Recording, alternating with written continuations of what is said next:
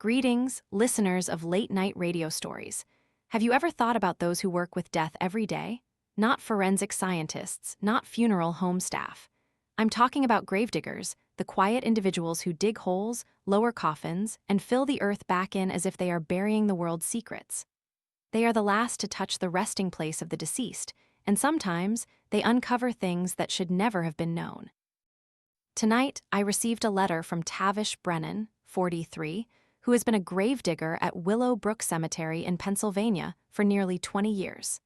His letter carried a heavy sense of torment, and only by reading it will you understand why. Dear Morgan, I don't know where to begin this story. Perhaps I should introduce myself first.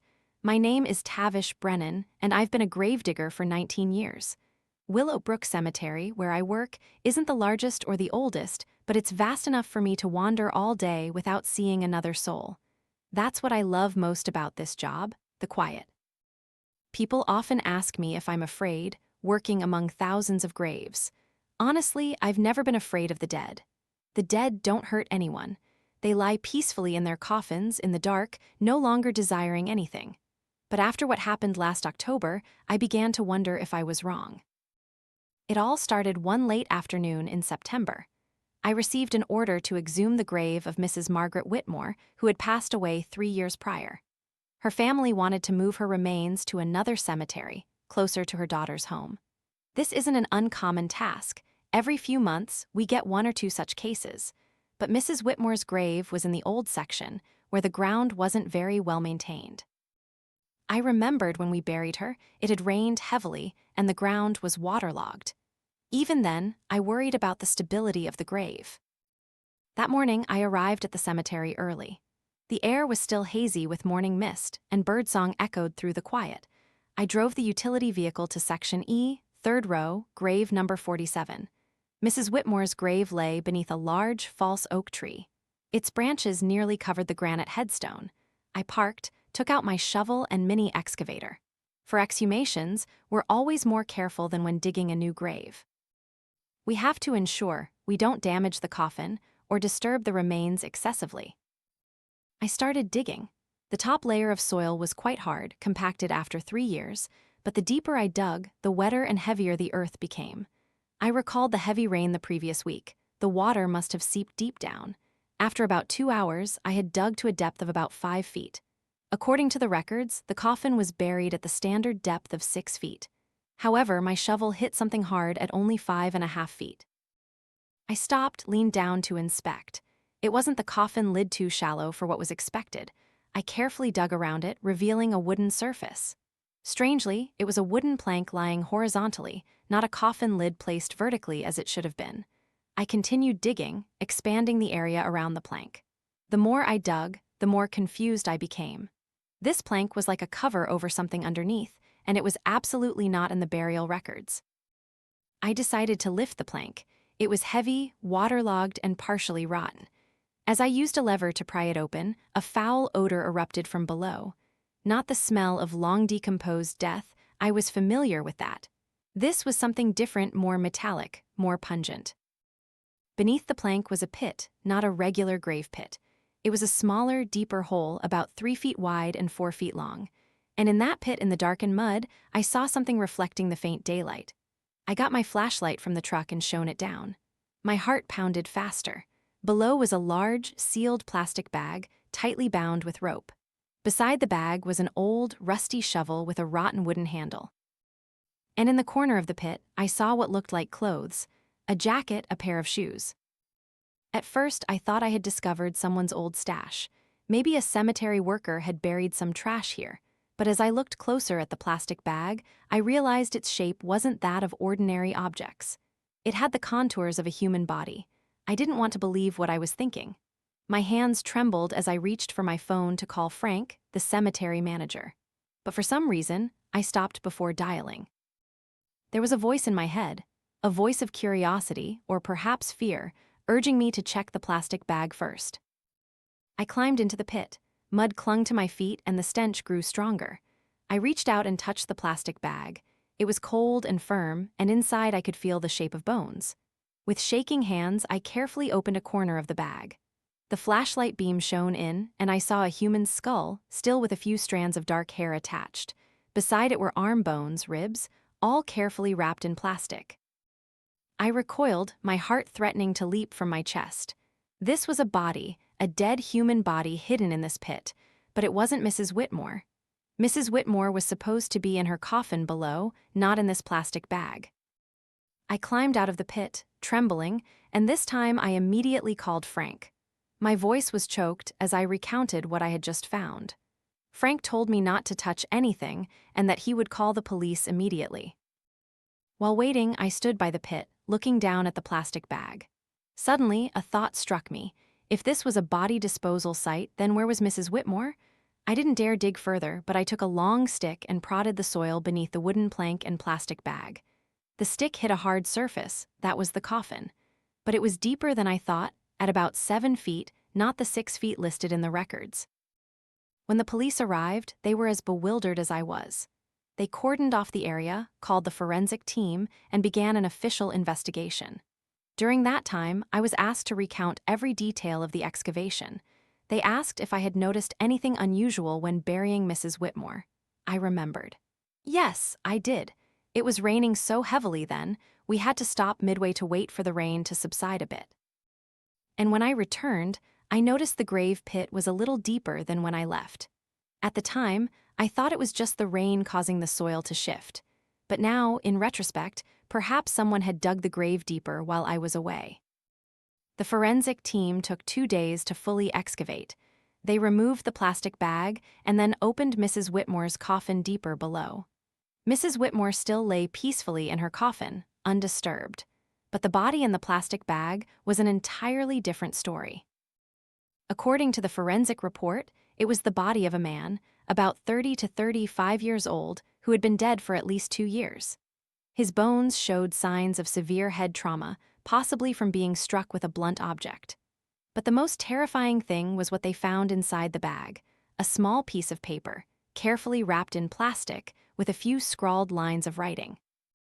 "I'm sorry, I had no other choice. He knew too much about Marcus's business. Forgive me, my God." No signature, no name, just a guilt-ridden apology. The police began their investigation. They checked lists of missing persons in the area from the past 2 to 3 years and found a match. Dennis Corvino, 32, missing since October 3 years ago. He was a private accountant, and it was rumored he was investigating financial fraud involving a local company. The name of that company, Marcus Funeral Homes, the same company that had handled Mrs. Whitmore's funeral. The investigation delved deeper, and they discovered that the owner of the company, Marcus Hill, had been engaged in fraudulent activities for years, misusing clients' funeral insurance funds. Dennis Corvino had uncovered this and threatened to report him. Not long after, Dennis Corvino disappeared. But the note in the plastic bag was not written by Marcus. The handwriting belonged to someone else. And when police compared the handwriting, they found it matched that of a cemetery employee, Carl Jennings, who had retired a year earlier. Carl was the one Marcus had hired to bury Dennis Corvino. According to Carl's later confession, Marcus had paid a large sum of money and threatened his family if he didn't comply. In a state of panic and fear, Carl helped Marcus hide Dennis Corvino's body. They chose the rainy day of Mrs. Whitmore's burial to do it. When I left to take shelter from the rain, Carl returned and dug the grave deeper, placed Dennis's body bag in the middle, then covered it with the wooden plank. Afterward, they lowered Mrs. Whitmore's coffin beneath it and filled the earth. No one knew, no one suspected a secret grave within a grave. Carl couldn't bear the weight of his guilt. He wrote that apology, placed it in the bag with the body, as if that could ease his soul. But it didn't ease anything. In his final year of work, Carl became forgetful and suffered from insomnia. People said he looked like a man who had lost his soul, staring blankly at the grave pits as if seeing something no one else could. When police arrived at Carl's house, he was dead, having committed suicide by poisoning. Beside him was a long letter recounting the entire ordeal, from Marcus's proposition to his burial of Dennis Corvino, to the nightmares that tormented him every night. In the letter, Carl wrote, "I hear him. Every night I hear Dennis Corvino calling for help from underground. He says, 'Why did you do this to me? I can't live with this anymore.'" Marcus Hill was arrested and sentenced to life imprisonment. Dennis Corvino's body was handed over to his family, and they finally held a proper funeral. As for me, I continued my work as a gravedigger. But now, every time my shovel strikes the earth, I feel a pang of unease. How many other secrets are buried beneath the graves I've dug? Are there other cries for help that no one has heard? I don't know the answer. But I do know one thing. The dead may not hurt anyone, but their secrets can. After Dennis Corvino was exhumed and returned to his family, Willow Brook Cemetery returned to its normal rhythm. I continued my work, but one thing changed. I no longer felt the same peace when I walked past Section E, third row, grave number 47. Mrs. Whitmore's grave had been properly filled in after the exhumation. Her family decided not to move her after the incident, perhaps feeling they didn't want to disturb her further. The grave looked no different than before. A small granite headstone with her name and dates of birth and death under the shadow of the old oak tree. But something wasn't right. The first week after the incident, I avoided going near that area. But work is work, and one day I had to pass it to get to another grave needing maintenance. As I walked past Mrs. Whitmore's grave, I stopped. Not because I wanted to, but because I had a strange feeling that something was amiss. The soil on the grave was disturbed. Not much, just as if someone had lightly dug at a corner. I bent down to check. It could have been wild animals, moles, skunks, things that often dig in the earth. But when I looked closer, I saw small, shallow shovel marks, clearly made by a person. I reported it to Frank. He said it might be curious onlookers wanting to see where the murder victim was buried. He told me to fill it in and install more surveillance cameras in that area. I did just that. But that night when I got home, I couldn't sleep. I kept thinking about those shovel marks. They didn't look like those of a curious person. They were methodical, careful, as if someone was searching for something. A few days later, Frank called me. He said the camera had recorded something strange. At 2:37 a.m. the previous night, a figure appeared near Mrs. Whitmore's grave. The figure stood still for about 5 minutes, then disappeared. The camera didn't capture the face clearly, only a dark shape, about 5 feet 6 inches tall. Frank asked if I knew anyone who worked at the cemetery at that hour. I said no one works at that hour. The cemetery is closed from 7:00 p.m. to 6:00 a.m., and the gates are always locked. Frank decided to report it to the police, but before the police arrived, something else happened. The next morning, when I arrived at the cemetery, I saw Mrs. Whitmore's grave had been dug up again. This time, it was more serious. A small hole had been dug right in the middle of the grave, about a foot deep, and in that hole was something I never expected, a ring. A gold ring with the inscription, "Forever Mind DC, Dennis Corvino." I didn't know what to think. This ring wasn't on Dennis Corvino's list of personal effects when his body was found. Why was it here? And who put it here? I called Frank immediately. And this time, we called the police right away. They came, took the ring as evidence, and began an investigation. They checked the cameras, interviewed everyone working at the cemetery, and even checked for any signs of forced entry. But they found nothing. The gate wasn't broken, there were no climbing marks, and the person on the camera couldn't be identified. While the police investigated, I received a call from Dennis Corvino's family. They told me that the ring was Dennis Corvino's engagement ring. He had given it to his girlfriend, now his widow, Sarah, 5 years ago. But when he went missing, the ring disappeared with him. They had searched everywhere but couldn't find it. And now, the ring appeared on Mrs. Whitmore's grave, where Dennis Corvino had once been buried. Dennis Corvino's widow, Sarah, told me something that sent shivers down my spine. She said that in the past 2 weeks she'd been having strange dreams. In her dreams, she saw Dennis standing in the dark. His hand held the ring and he said, "I want her to have it. Place it where I once lay." Sarah didn't understand the meaning of the dream until she heard about the ring being found. She asked me if Dennis was trying to say something. I didn't know how to answer. I don't believe in supernatural things, but I couldn't explain this either. The police eventually concluded that perhaps someone from Dennis Corvino's family or friends had placed the ring there as an act of remembrance. But when they asked everyone, no one admitted it. And then a week later, something else happened. This time, it wasn't at Mrs. Whitmore's grave. This time, it was at the old grave of Carl Jennings, the gravedigger who had helped Marcus Hill hide Dennis Corvino's body. Carl was buried in a different cemetery, but his family had a family plot at Willow Brook. And that morning, when one of Carl's relatives came to visit, they discovered a new inscription carved into the headstone of Carl's long-deceased grandfather. Guilt cannot be buried. The inscription wasn't professionally carved. It was crude and scrawled, as if made with a knife or some sharp object, and dark red ink had been poured into the etched grooves, making them stand out eerily. Carl's family panicked. They called the police, and this time the police were more serious. They assumed someone was deliberately harassing the families of those involved in the case, but I didn't think so. I thought something else was happening, and I wasn't the only one who thought that. A colleague of mine, Pete, who sometimes worked the night shift guarding the cemetery, told me that in the past few nights he had heard strange sounds. Not animal noises or wind, but sounds like someone digging. Pete said he had gone out to check several times but hadn't seen anyone. The sound seemed to come from everywhere and then disappear. He also said that once he saw a dark shadow standing near Section E, but when he approached it, it vanished. I didn't know whether to believe him or not. Pete was a joker, and he might just be trying to scare me. But when I looked into his eyes, I saw genuine fear. Then one night, I decided to stay at the cemetery after work. I wanted to see for myself if anything strange would happen. Frank didn't know about this. He wouldn't have allowed it, but I needed to know the truth. I parked my car in a secluded spot, bringing my flashlight and phone. It was dark and the cemetery was shrouded in night. The faint moonlight filtered through the tree branches, creating ghostly shadows on the ground. I walked to Section E, third row, grave number 47.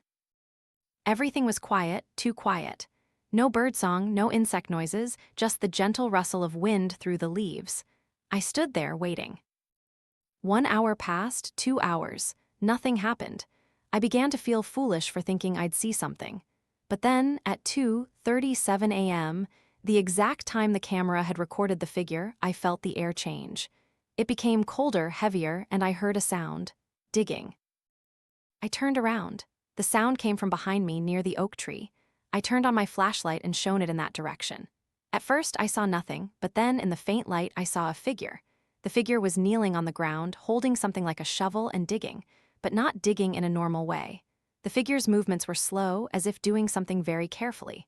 I stood still, not daring to breathe. The figure didn't look towards me, seemingly unaware of my presence. I tried to see more clearly, but my flashlight wasn't strong enough. I could only make out a dark, shapeless form with no clear details. After a few minutes, the figure stood up. And then it turned and looked straight at me. I couldn't see its face. There was no face, just a dark void, an empty space where a face should have been.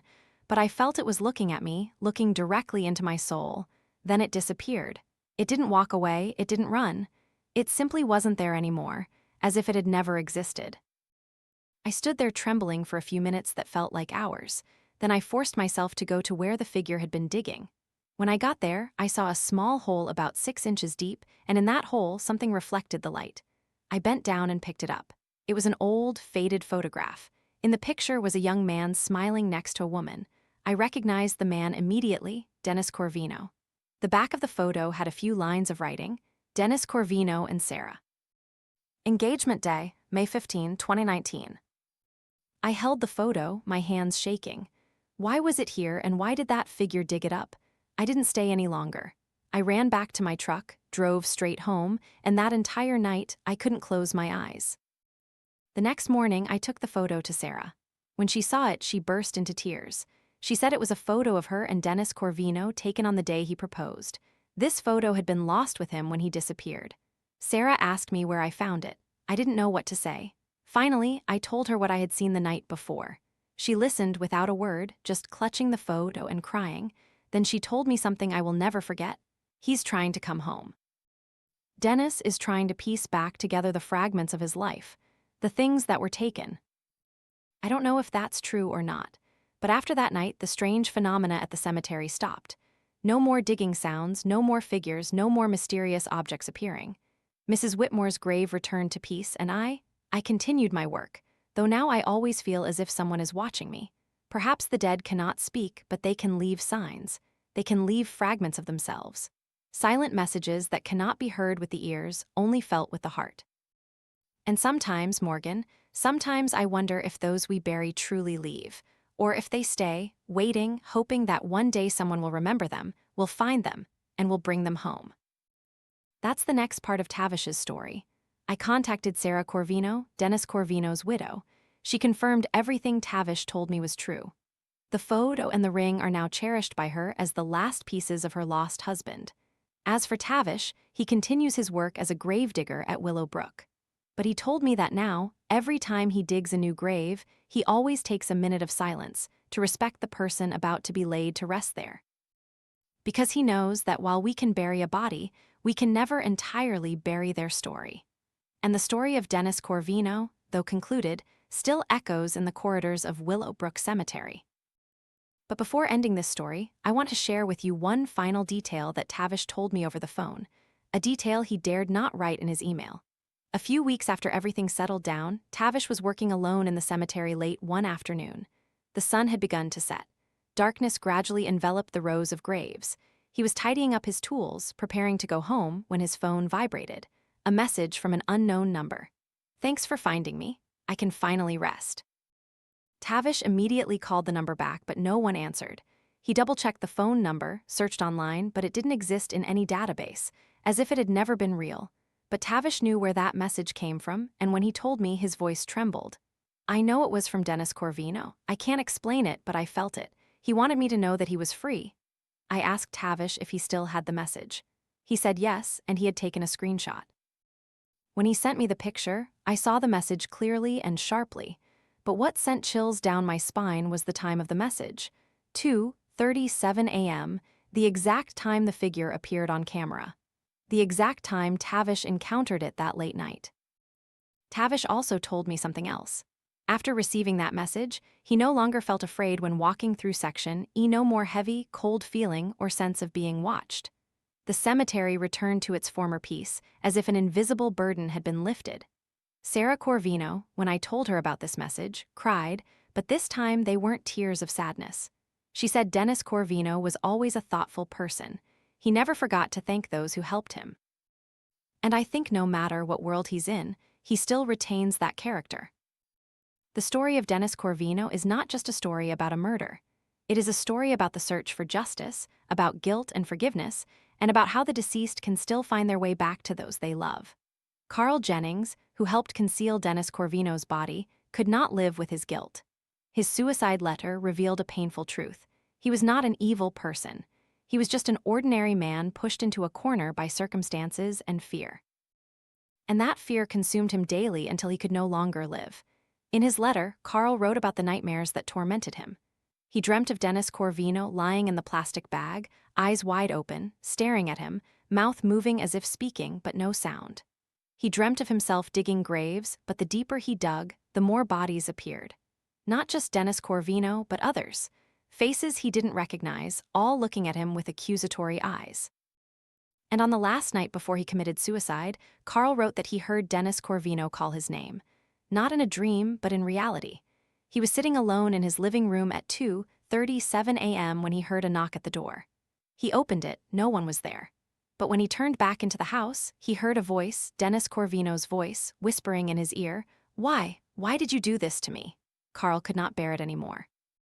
He wrote the letter, took the poison, and passed away in pain and regret. I can't help but feel pity for Carl. He committed a crime, undeniably. But he also paid the price, not only with his life but with the long, tormenting days that preceded it. Marcus Hill, on the other hand, remains in prison, showing no remorse. From what I've learned, he still denies responsibility, blaming Carl, saying everything was Carl's decision, but no one believes him. The evidence is too clear. Emails, messages, and the testimonies of those who worked with him all indicate that Marcus was the mastermind. Dennis Corvino, when he was alive, was a kind, hardworking man. He loved his job, loved his family, and believed in justice. When he discovered Marcus's fraud, he didn't stay silent, didn't turn a blind eye. He tried to do the right thing, and that very right thing led to his death. But then, after 3 years, the truth came to light. Dennis Corvino was found. His family got their answers, and the guilty parties paid the price. And I believe that no matter what world he is in, Dennis Corvino felt relieved. He is no longer a buried secret. He is Dennis Corvino, a brave, loving man, and now he is remembered with all the respect he deserves. Tavish told me that Dennis Corvino's family erected a memorial at Willowbrook Cemetery, not where he was once buried, but in a new, beautiful area under the sun. The monument is inscribed, Dennis Corvino, a man who lived and died for the truth. We remember you, we love you, and we will never forget. Every year on the anniversary of Dennis Corvino's death, Sarah visits that memorial. She brings flowers, a cake Dennis Corvino liked, and sits there talking to him as if he were still there. Tavish said that once he happened to see Sarah there and he heard her say, "I'm still here, my Dennis. I'm still waiting for you to come home." And perhaps, in a way, Dennis Corvino has come home, not in flesh, but in memories, in love, and in the truth that has been revealed. As for Tavish, he continues his work. But now he views that work differently. He is no longer just a gravedigger. He is a guardian, a protector of the peace of the departed. And sometimes, he is the one who finds truths that no one else can. Tavish told me that after this incident, he received many calls from families with missing loved ones. They asked if he could help them search. He refused most because he is not a detective, not a police officer. But in a few cases where he felt something wasn't right, he agreed to help. And in the past 2 years, he has helped find 3 other missing persons, all buried in cemeteries. Tavish doesn't want to be famous for this. He just wants to do the right thing, and I think that's what makes his story special. He's not a hero, not a special person. He's just an ordinary man doing his job. And when he sees something wrong, he doesn't turn away. And perhaps that is the lesson we can learn from this story. We don't have to be someone special to do the right thing. We just need to have a conscience, the courage to face the truth, no matter how terrifying it may be. Because as Tavish told me in our last call, the dead cannot speak, Morgan, but they can leave signs. And if we don't pay attention, if we don't listen, those secrets will forever be buried. And that's not how we should treat the departed. I completely agree with him. The story of Dennis Corvino, of Carl Jennings, of Marcus Hill, and of Tavish Brennan is a story of human complexity. Of how one decision can change a life, of how guilt can consume a soul, and of how truth, no matter how long it's buried, will find a way to surface. And I believe that somewhere, Dennis Corvino is resting in peace, no longer trapped in a plastic bag, no longer buried in darkness. He is remembered, loved, and recognized for his bravery. As for us, we continue to live, continue to face life's challenges. But perhaps after hearing this story, we will remember that every grave is not just a mound of earth. Every grave is a story, a life, a collection of memories and dreams that are no more. And sometimes those stories need to be told, need to be heard, need to be remembered. Because that is how we honor the departed, not with flowers, not with prayers, but by remembering them, by telling their stories, and by ensuring that the truth is never buried forever. Tavish Brennan did that for Dennis Corvino. And I hope that if one day any of us need the same, there will be someone like Tavish there, ready to listen, ready to search, and ready to bring the truth to light. This is Morgan Hay from Late Night Radio Stories. Thank you for listening to tonight's story. Stay safe and remember that the truth never dies. It's just waiting to be found. Tonight, I want to tell you about a fear that humanity has carried for centuries, the fear of being buried alive. In the 18th and 19th centuries, when medicine was not yet developed, people often couldn't distinguish between actual death and a deep coma. Many woke up in their coffins, in absolute darkness, with no way to call for help. To combat this fear, people invented the safety coffin, a coffin with a bell system and a breathing tube connected from inside the coffin to the surface. If someone woke up, they could ring the bell to signal. But what happens when a gravedigger hears that bell ringing in the dead of night? Is it a living person calling for help or something else? Something that shouldn't be dug up. Tonight's story comes from Harold Pearson, 56, a retired gravedigger living in a small town called Millbrook, Massachusetts. Harold worked in this profession for 32 years, and he has a story he never dared to tell anyone until now.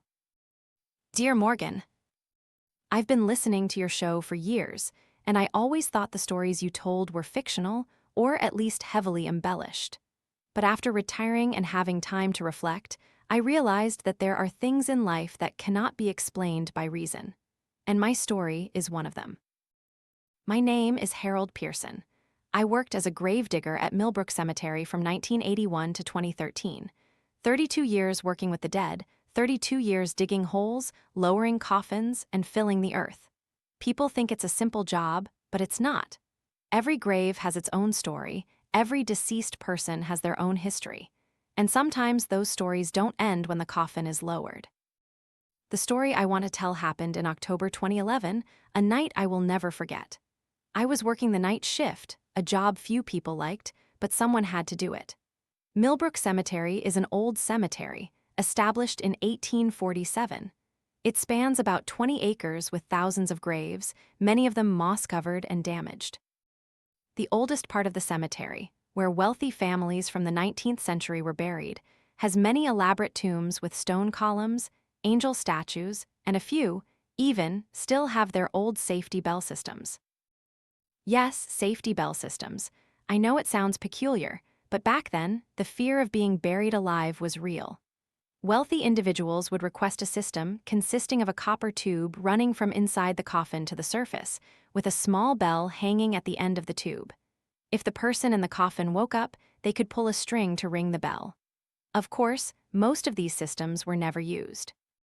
They were just psychological reassurance, a way for the living to feel they had done everything they could to protect the deceased. But in Millbrook Cemetery, a few graves still retained these bell systems. They were rusty, old, and most no longer worked. I had seen them many times over the years and never thought much of them, until that night. The night of October 23, 2011 was a cold, drizzly night. I was on the night shift, primarily tasked with patrolling the cemetery, ensuring there were no vandals or thieves. Around 11 p.m., I was driving my patrol car through the oldest section of the cemetery when I heard a sound. A bell. At first, I thought it was just the wind, but the bell's chime wasn't like one swayed by the wind. It rang steadily, rhythmically, as if someone was intentionally pulling a rope. I stopped the car, turned off the engine, and listened. The bell continued to ring in the dark night, clear and chilling. I turned on my flashlight, got out of the car, my heart pounding. I knew where that bell sound was coming from one of the graves with a safety bell system. But how could it be? Those systems were over 100 years old. No one was down there anymore, just dust and bones. I followed the sound of the bell. It led me to a grave in the furthest corner of the old section, beneath an ancient oak tree. The headstone was faded, but I could still read the name. Elizabeth Crane, born 1863, died 1889. Loving mother, gentle wife. And beside the headstone, just as I expected, was a metal pole about 3 feet tall with a small bell hanging at the top. The bell was indeed swaying, ringing steadily.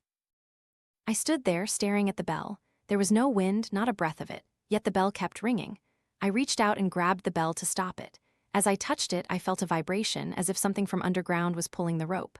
I immediately let go, stepping back a few paces. The bell started ringing again. Only one thought ran through my mind. It can't be. Elizabeth Crane died over 120 years ago. There's no way she's still alive. No way. But the bell kept ringing. And as I bent down, placing my ear close to the copper tube, the conduit from the surface to the coffin, I heard another sound. Breathing. Not clear, not loud, but it was the sound of a person or something breathing. I didn't know what to do. The rational part of my mind told me it was just the wind, just my imagination. But another part of me, a more primitive part, was screaming that something was terribly wrong, that something was underneath, and it was trying to get out. I ran back to my car, grabbed my phone, and called the cemetery director, Mr. Walter Grayson. He answered after a few rings, his voice sleepy and annoyed. "Harold, do you know what time it is?" "Mr. Walter," I said, my voice trembling, "I need you to come to the cemetery right now." "Why? What's happening?" There's a bell ringing at one of the old graves." "A bell? Are you sure? It could just be the wind." "There's no wind, Mr. Walter," and I heard. Breathing from the copper tube. There was a long silence. Then Mr. Walter spoke, his voice more serious. "Where are you? I'll be right there." I gave him my location, then returned to Elizabeth Crane's grave. The bell was still ringing. I didn't dare touch it again. I just stood there in the darkness, listening to that bell echo like a cry for help from the past. Mr. Walter arrived 15 minutes later. He got out of his car, looked at me, then looked towards the grave. "A bell, huh?" he asked. "Yes." We walked to the grave together. The bell was still ringing, slowly but steadily. Mr. Walter looked at the bell, then bent down to check the copper tube. "This system is over 100 years old," he said. "There's no way it should still be working." "But it is working." Mr. Walter said nothing. He took out his flashlight, shone it into the copper tube. Then he listened just as I had, and I saw his face change color. "Do you hear it?" I asked. Mr. Walter nodded slowly. Yes, there's something there. We looked at each other. I knew what he was thinking. The exact same thing I was thinking, but neither of us dared to say it. Finally, Mr. Walter said, "We have to dig her up." What? I couldn't believe my ears. What did you say? We have to dig up this grave. If there's something underneath, we need to know. But Mr. Walter, she's been dead for over 100 years. It's impossible. I know, he said, his voice firm, but I can't let that bell ring all night without doing anything. And if there's even a small possibility that someone is calling for help, I can't ignore it. I knew he was right. No matter what reason said, we couldn't hear that bell and turn away. So we decided to dig. We got tools from the shed, shovels, picks, headlamps. Mr. Walter called 2 other employees, Mike and Terry, to help. They arrived, still sleepy, but when they heard the bell, they too fell silent and began to work. We dug. The earth was damp and heavy, harder to dig than I expected. The drizzle continued, making everything muddy. But we didn't stop. The bell kept ringing, as if urging us to dig faster. After 2 hours of work, we had dug down to a depth of about 5 feet. I knew we were about to hit the coffin, and I didn't know how I would react when I saw it. Then Mike's shovel hit something hard. "I've reached it," he said. We dug more carefully, clearing the earth around the coffin. It was a wooden coffin, partially rotten but still holding its shape. The copper tube ran from the ground down, through the coffin lid and inside. We could see the rope inside the tube, taut, as if still being pulled. "Should we open it?" Terry asked, his voice trembling. Mr. Walter was silent for a moment, then nodded. "Open it, but be careful." We used levers to pry open the coffin lid. The wood was rotten, so it was quite easy. When the lid was opened, an unpleasant odor wafted out. Not the smell of fresh death, but the smell of damp earth, of time, of long decomposition. We shone our flashlights into the coffin, and we stood still, no one able to utter a word. Inside the coffin was a skeleton, the remains of Elizabeth Crane after more than 100 years. The bones were dark brown, her clothes had disintegrated into mere fragments. But that wasn't what stunned us. The skeleton wasn't lying neatly as when it was buried. It lay on its side, the right hand raised, the left hand near the copper tube, and when I looked closer, I saw scratches on the coffin lid, fingernail marks, signs of a desperate struggle. Elizabeth Crane had been buried alive. "My God," Mike whispered. "She woke up, she tried to get out." Mr. Walter knelt, looking into the coffin. "She pulled the bell, look." He pointed to the skeleton's left hand. It lay near the rope. The fingers looked as if they were still clutching it tightly. But no one came to save her. The bell rang, but no one heard, or if they did, they didn't believe. They thought it was just the wind, just their imagination. And Elizabeth Crane died alone in the darkness, in utter despair. "But why?" Terry asked. "Why did the bell ring tonight? She's been dead for so long." No one had an answer. We just stood there, looking into the grave, feeling an indescribable heaviness. And then the bell stopped ringing. Silence. Complete silence. As if, after being found, after the truth was revealed, Elizabeth Crane could finally rest in peace. We closed the coffin, filled in the earth. But this time, we did so with a different kind of respect. We knew what this woman had gone through. Extreme fear, despair beyond imagination.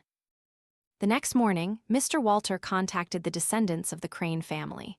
They lived nearby, and when they heard the story, they were utterly bewildered. They never knew their ancestor had been buried alive. Family records only stated that Elizabeth had died of an unknown illness, but we delved deeper. We sifted through archived records, old medical reports, and we uncovered the truth. Elizabeth Crane had suffered from a condition called catalepsy, a rare medical condition that causes the body to become rigid and unresponsive, appearing as if dead. In the 19th century, this disease was often misdiagnosed as death, and Elizabeth was one of its victims. According to medical reports, she passed away one afternoon in September 1863. The doctor examined her, found no pulse, no breath, and pronounced her dead. Her family, in their grief, quickly arranged the funeral. She was buried within 2 days, but Elizabeth hadn't died. She was only in a cataleptic state, and at some point after being buried, she awoke. I cannot imagine the horror she must have experienced. Waking up in absolute darkness, realizing she was lying in a coffin under 6 feet of earth, the air slowly depleting, the space cramped, unable to move.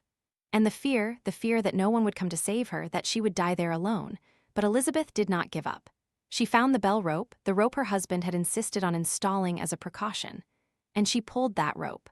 The bell rang, but no one came. Perhaps it was night when no one was at the cemetery. Perhaps the caretaker heard but thought it was just the wind, or perhaps they heard but were too afraid to check. We will never know. What we do know is that Elizabeth pulled that bell for hours, perhaps even a whole day, until the air ran out, until her strength failed, until she could pull no more, and she died a second time in darkness and silence. But why did the bell ring that night, more than 100 years later? That was the question we couldn't answer. Mr. Walter said it might have been due to rust shifting, causing the rope to be pulled. But that didn't explain why the bell rang so steadily, why there was breathing from the tube. Mike said it might have been Elizabeth's soul still trapped, still trying to call for help. Terry agreed, saying perhaps she couldn't rest until someone knew the truth. I don't know what to believe, but I do know one thing. After that night, the bell never rang again. We checked it many times, but it remained silent. As if, after being found, after the truth became known, Elizabeth could finally depart. The Cran family erected a new memorial for Elizabeth with the inscription, Elizabeth Crane, born 1863, died 1889. She fought until her last breath. Now she rests. They also decided to leave the bell system as a reminder of what had happened.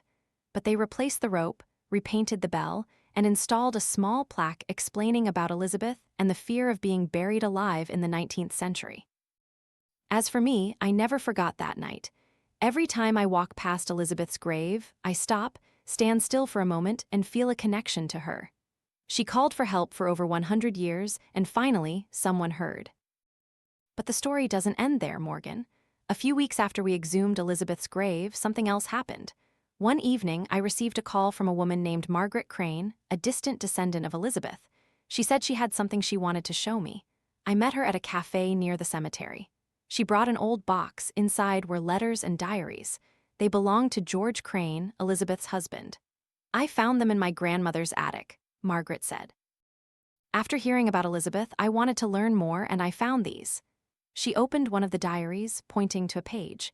It was an entry dated May 15, 1889, 6 days after Elizabeth was buried. I read, "I cannot live with this truth anymore. Last night I heard the bell from Elizabeth's grave. I know it was her. I know she was calling for help, but I was too scared. I was afraid that if I went there, if I dug her up, I would have to face the terrifying truth that I had buried my wife while she was still alive. So I didn't go. I lay in bed, covered my ears, and prayed the bell would stop ringing. And eventually it did. But now I know Elizabeth died not once, but twice, and the second time was my fault." I looked up at Margaret, unable to believe what I had just read. "George heard the bell?" I asked. Margaret's voice trembled. He knew Elizabeth was alive, but he was too scared to save her. "And then?" I asked. Margaret turned to the next page. "Then he couldn't live with the guilt. 3 weeks later, he committed suicide." I continued reading the next pages of the diary. George had written about his suffering, about hearing the bell in his head every night, about seeing Elizabeth's face in his dreams. She looked at him with an accusatory gaze. The last entry, dated October 5, 1889, contained only one line, "I'm sorry, Elizabeth, I'm coming to you." George Crane hanged himself in his attic. When his family found him, this diary was beside him, but they kept the truth secret for fear of scandal. They buried George in a different cemetery, far from Elizabeth, and never told anyone about the diary. "Now you understand," Margaret said. "Elizabeth called for help and George heard, but he didn't come, and she suffered extreme despair and agony in her final moments." I nodded, feeling a heavy weight in my heart. "So the bell ringing that night, do you think Elizabeth was trying to tell someone the truth?" "I think so," Margaret said. "She was buried with a terrible secret, and she couldn't rest until someone knew. Until someone heard that bell and didn't ignore it, not like George." We sat in silence for a while. Then Margaret asked, "Do you think George should be buried with Elizabeth, despite what he did?" I thought for a moment. "I don't know, that's your family's decision. But if you ask my opinion, I think Elizabeth deserves to rest in peace alone, not haunted by the man who abandoned her." Margaret nodded. "I think so too." A few months later, I heard that the Cran family had decided to make George's diary public. They wanted everyone to know the truth about what happened to Elizabeth, not to humiliate George, but to ensure Elizabeth was remembered not just as a victim of medical error, but as a brave woman who fought until her last breath. Elizabeth's story spread. Local newspapers reported it, and some history TV shows were also interested. Millbrook Cemetery became an attraction for those interested in medical history and chilling stories of premature burial. As for me, I retired in 2013, but I still occasionally return to Millbrook Cemetery. Every time I go there, I always visit Elizabeth's grave. I stand there for a while, looking at the bell, which is now carefully maintained and has an explanatory plaque. And I think about her. I think about what she went through, about the fear, about the despair, about how she tried her best to survive, and about how she didn't give up, even when all hope seemed lost. And I wonder, if I hadn't heard the bell that night, if I hadn't decided to dig, would Elizabeth's story ever have been known? Would the truth have been forever buried with her? I don't know the answer, but I do know one thing. That bell didn't ring by chance. It rang at the right time, for the right person to hear. And perhaps, in a way, Elizabeth knew that this time, someone wouldn't ignore it. Someone would come to save her, not to save her from death, for it was too late for that, but to save her story from oblivion. A few years after the incident, I received a letter from Margaret. She wrote that the family held a memorial service for Elizabeth on the 125th anniversary of her death. Over 100 people came, not just family, but strangers who had heard the story and felt the need to honor Elizabeth. During the ceremony, Margaret read a poem she wrote about Elizabeth. I still remember a few lines. In darkness, she called for help, but no one came, no one heard. The bell rang in the cold night, a call echoing through time. Over 100 years later, we heard, and finally she is known, not as a victim, but as a warrior who fought to her last breath. Margaret also wrote that they installed a large bronze plaque near Elizabeth's grave with an image of the bell and her full story. They wanted to ensure that anyone who came to Millbrook Cemetery would know about Elizabeth Crane and the fear of being buried alive in the 19th century. As for George Crane, the family decided not to move his grave. They left him where he was buried, far from Elizabeth. But they added a line to his tombstone. George Crane, born 1860, died 1889. He lived and died with regret. That was all they could do. They couldn't fully forgive George, but they also couldn't deny that he suffered from guilt and paid for it with his own life. The story of Elizabeth Crane taught me many things, Morgan. It taught me that sometimes the truth takes years, even centuries, to be revealed. It taught me that the departed may still have something to say, and it is our duty to listen. And most importantly, it taught me never to ignore a cry for help, no matter where it comes from, no matter how unbelievable it may seem. Because if I had ignored that bell that night, if I had thought it was just the wind or my imagination, then Elizabeth would forever be a buried secret. No one would know what she went through. No one would know what George did, and this terrifying but important story would be forgot. But now it is known. And every time someone visits Millbrook Cemetery, every time they stop at Elizabeth's grave and read her story, they remember her. They remember her bravery, her suffering, and the resilience of the human spirit, even in the worst circumstances. And perhaps that is all Elizabeth wanted. Not to be saved, that was too late, but to be remembered, to be known, and to be honored as someone who fought, not as a passive victim. Sincerely, Harold Pearson. That was Harold's story. After receiving his letter, I visited Millbrook Cemetery. I found Elizabeth Crane's grave, and just as Harold described, it had a bell and a bronze plaque with the full story. I stood there for a while, looking at the bell. It was silent, of course, but when the wind blew, I could almost hear a faint chime, or was that just my imagination? I don't know. But I do know that Elizabeth's story is a powerful reminder of the value of listening, of not dismissing what seems impossible, and of seeking the truth no matter how deeply it's buried. And I also know that in that cemetery, and in thousands of other cemeteries around the world, there are stories waiting to be told, truths waiting to be revealed, and cries for help that transcend time and death, still echoing in the dark. Will we hear them? Will we dare to dig deep, dare to confront what is buried, dare to bring light into the darkest places? That is a question each of us must answer for ourselves. This is Morgan Hay from Late Night Radio Stories. Thank you for listening to the story of Elizabeth Crane and the bell that echoed through time. Stay safe, and remember that if you hear a cry for help, no matter where it comes from, listen, because it might be someone's only chance to be known. Hello, listeners of Late Night Radio Stories. Tonight, we've heard about buried secrets, about cries for help across time. But tonight's story is different. It's not about truth needing to be revealed or justice needing to be served. It's about things that perhaps should be left where they are buried. Because sometimes there are secrets better left unknown, doors better left unopened, and things underground that are there for a reason. They don't belong in the world of the living. This story comes from Radley Calhoun, 48, who has worked at St. Michael's Cemetery in Oregon for 20 years, and what he found completely changed how he views his job. Dear Morgan, I'm not sure if I should even write this letter. Many nights I've sat in front of my computer, typing a few lines only to delete them. But eventually, I realized that if I didn't tell someone, I would go mad. So here is my story, though I'm still not sure if I should believe it myself. My name is Radley Calhoun. My parents were Chinese immigrants who came to America in the 70s seeking a better life. They settled in Portland, Oregon, opened a small laundromat on Division Street, and raised me and my two brothers in a humble 3-bedroom house. Life wasn't easy for them. Language barriers, racial discrimination, and financial hardship were constant challenges, but they never complained. They just worked from early morning until late night, hoping their children would have a better future. I wasn't a good student, not because I was unintelligent, but because I had no interest in books. Math, science, history, they all put me to sleep. What I liked was working with my hands, doing practical things, seeing immediate results. So after graduating high school with mediocre grades, I didn't go to college as my parents wished. Instead, I applied for a job at St. Michael's Cemetery, a large cemetery in East Portland suburbs. That was 1993. I was 20, strong, and not afraid of hard work. My parents were disappointed. They didn't understand why their son wanted to work with the dead instead of pursuing a respectable career. But for me, this job made sense. It was simple, honest, and important. Everyone would die, and someone had to dig those graves, had to bury them with respect. Why not me? Being a gravedigger isn't as easy as people think.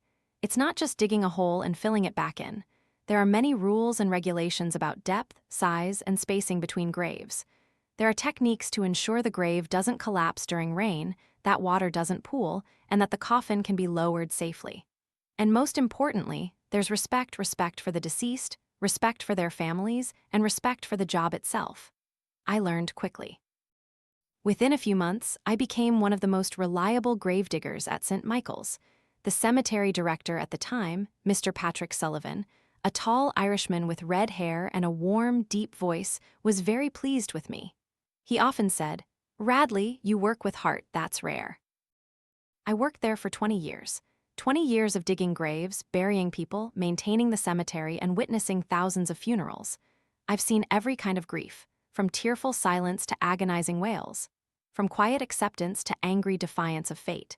I've buried children, teenagers, middle-aged, and elderly. Every death has a story. And though I don't know most of those stories, I still feel their weight every time I fill the earth over a new grave. St. Michael's Cemetery is a beautiful place in its own way. It spans about 100 acres with thousands of ancient oak and maple trees shading the graves. There's a small lake in the center, frequently visited by wild ducks and geese. In spring, cherry blossoms bloom, creating a pink and white carpet across the area.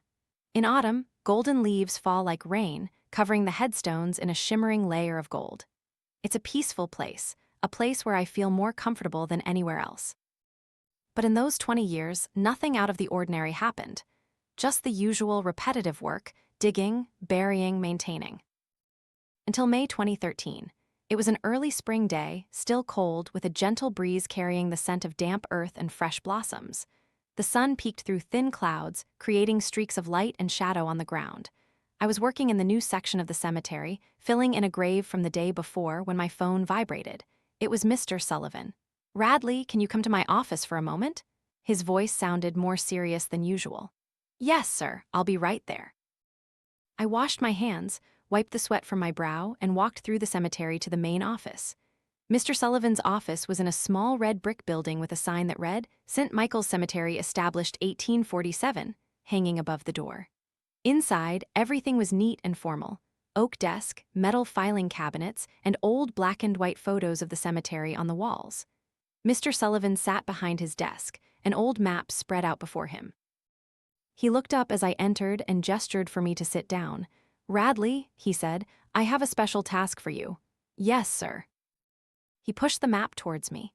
It was an old cemetery map, seemingly drawn in the 50s or 60s with faded ink lines and yellowed paper.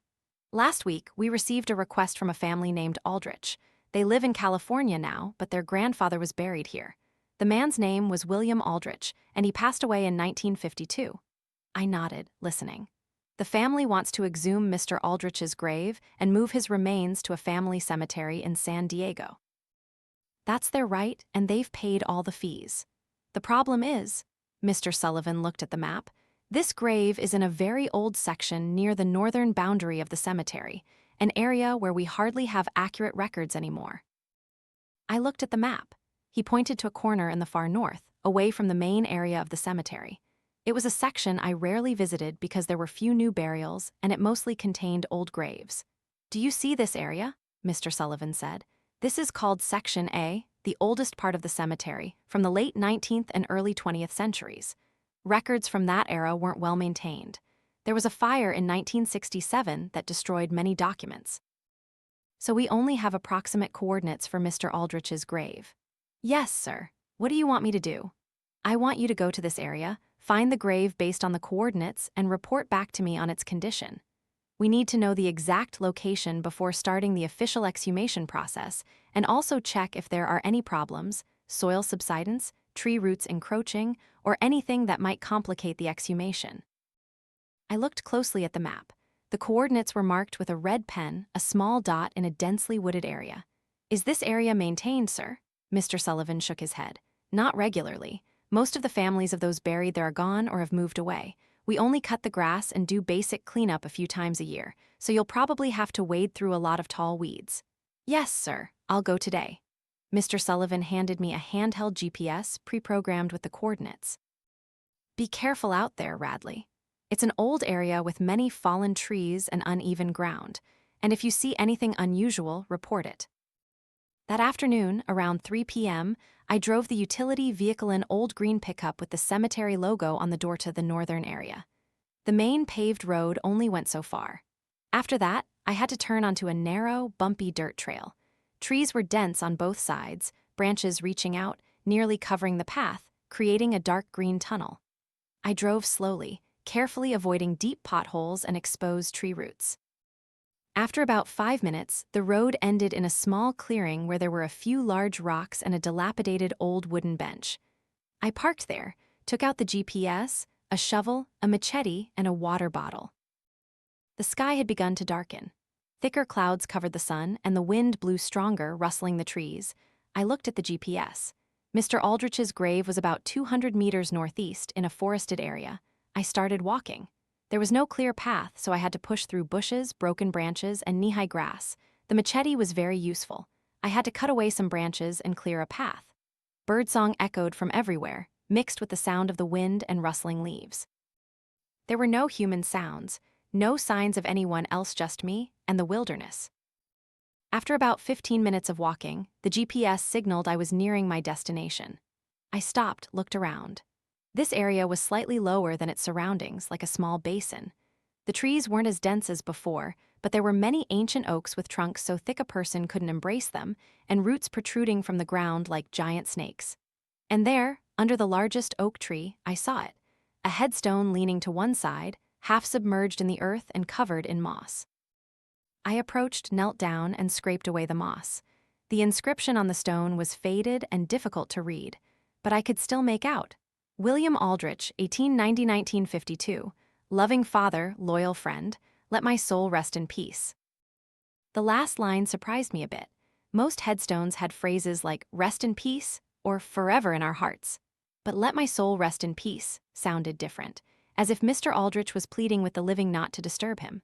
I stood up, looking around the grave.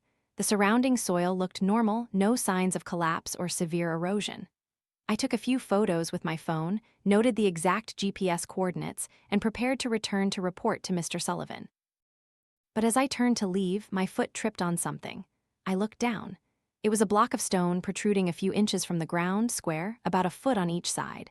It lay about 5 feet south of Mr. Aldrich's grave. At first, I thought it was just a natural rock, but as I bent down to look closer, I realized its shape was too regular, too perfectly square to be natural. Curious, I knelt and began to scrape away the soil around it. The earth was quite soft, perhaps due to the rain last week. After a few minutes, I uncovered more. Not just a single rock, but a lid, the lid of something buried in the earth. I continued digging more carefully now. Around the lid was a stone frame, also square, forming a box. I dug deeper, revealing the sides of the box. It was about 2 feet deep and made of very heavy, sturdy gray granite. On the lid of the box, I noticed carvings. I wiped away the dirt and moss, and what I saw made me tremble slightly. In the center of the lid was a large circle, and inside the circle was a 5-pointed star, a pentagram. Around the circle were characters, letters, or symbols that I didn't recognize. They looked like ancient script, perhaps Hebrew, Aramaic, or some language from the Middle East. And at the 4 corners of the lid were 4 other symbols: a snake, a skull, a candle, and an eye. Everything I knew about the occult and magic came from movies and books. But even with that limited knowledge, I knew these symbols were not normal. They carried a dark meaning, an ill purpose. I sat on my heels, looking at this stone box. Why was it here? Why was it buried near Mr. Aldrich's grave? And more importantly, what was inside? The rational part of my mind told me I should leave it alone, go back and report to Mr. Sullivan. This could be part of a grave, a historical artifact, or even some illegal item. I shouldn't open it on my own. But curiosity, that damned curiosity won. I thought to myself, just a quick look, just see what's inside, then I'll close it up and report everything. I took out my shovel, placed its blade in the crevice between the lid and the box frame. Then I pushed hard, using the shovel as a lever. The lid was very tight, seemingly carefully sealed. I had to try many times, pushing from different angles, sweat pouring down my face. Finally, with a loud crack, the lid popped open. An unpleasant odor immediately wafted up. The smell of musty earth, of time, and of something else I couldn't describe. Not the smell of decay, not the smell of a corpse, but a pungent, strong smell, like chemicals or ancient herbs. I placed the lid aside, then looked inside. Inside the box was a brownish cloth bag, old and seemingly partially rotten. I carefully took it out. It was heavier than I thought. And as I held it, I felt many hard, small, irregularly shaped objects inside. I opened the bag, and my heart almost stopped. Inside the bag were human fingers. Not dry bones, not fully decomposed, but fingers still intact in some way. The skin was still grayish, like plaster, the fingernails still yellowish. They looked as if they had been preserved by some method, perhaps formaldehyde or another type of chemical. But regardless, they were still there after more than 60 years. There were 7 fingers. I counted carefully. 7 fingers, all cut at the first joint, cleanly, as if by a sharp tool. Some from the left hand, some from the right, some thumbs, some index middle fingers. I dropped the bag, recoiled, feeling nauseous. My heart pounded like a drum, my head spun. I tried to breathe evenly, tried to comprehend what I had just seen. Why? Why were there human fingers in a stone box buried near William Aldrich's grave? Was this some kind of ritual, a criminal act, or something darker? Something I dared not imagine. I sat there for a while, trying to calm down. Then I remembered that I needed to report this. This was clearly not normal. This could be evidence of a case, a crime that happened long ago but was never discovered. I took out my phone to call Mr. Sullivan, but there was no signal. This area was too far, too deep in the woods. I would have to go back to the office to report. But before leaving, I decided to check the bag a little more carefully to see if there was anything else. Perhaps there was some clue about the origin of these fingers. I carefully picked up the bag again, trying not to look at the fingers. I fumbled inside the bag and felt something else at the bottom, a piece of paper. I took it out. It was a small piece of paper, folded into creases, yellowed and brittle. I carefully unfolded it, fearing it would crumble into pieces. On the paper, written in black ink, were scrawled, difficult-to-read lines of text. The ink was partially smudged, but I could still decipher it. 7 souls, 7 sins. They have been bound here, never to find their way home. The fingers are anchors, the box is their prison. He who opens this box has broken the seal. They will be free and they will seek. Prepare for the consequences. There is no way to reverse unless the opener is willing to pay the price. I reread it several times, unable to believe my eyes. What was this? A curse? A warning from the past? My hands trembled as I held the paper. I looked at the bag with the fingers, then at the stone box with its strange symbols. Then I looked up at William Aldrich's grave with the inscription, "Let my soul rest in peace." It all began to make sense in a chilling way. William Aldrich had done something dark. He had trapped 7 souls, using their fingers as anchors to hold them back. And now I had opened the box, broken the seal. I had released them. I tried to tell myself this was just superstition, just a hoax from the past. But a deep part of me, a primitive and instinctive part, whispered that it wasn't. Something real was happening, and I had just made a terrible mistake. I quickly put the paper in my pants pocket, then tried to put everything back as it was. I placed the cloth bag with the fingers back into the box, then tried to put the lid back on. But the lid had been damaged at one corner when I pried it off, and I couldn't get it to fit snugly. In the end, I simply placed the lid on top and then quickly filled the earth back in, covering the box. I don't know why I did that. Perhaps out of panic, perhaps because I didn't want anyone else to find it, or perhaps because I simply didn't know what else to do. When I finished, the sun had begun to set. Darkness spread through the woods and the wind blew colder. I felt an uneasiness spread through me, as if someone was watching me. I turned to look around, but saw no one, just trees, darkness, and silence. I quickly gathered my tools, checked the GPS once more, and started walking back to the car. But as I walked, I couldn't shake the feeling that something was following me. I heard sounds: snapping twigs, rustling leaves, a sound like someone breathing. But every time I turned back, there was nothing. When I finally reached the car and drove back to the office, the sun had completely set. Mr. Sullivan had gone home. I left a message on his phone, saying I had found Mr. Aldrich's grave and would report the details the next morning. But I didn't mention the box, the fingers, or the warning letter. I don't know why. Perhaps because I needed time to think, to decide what I should do. Or perhaps because a part of me already knew that if I told anyone, they wouldn't believe me, or worse, they would think I was going crazy.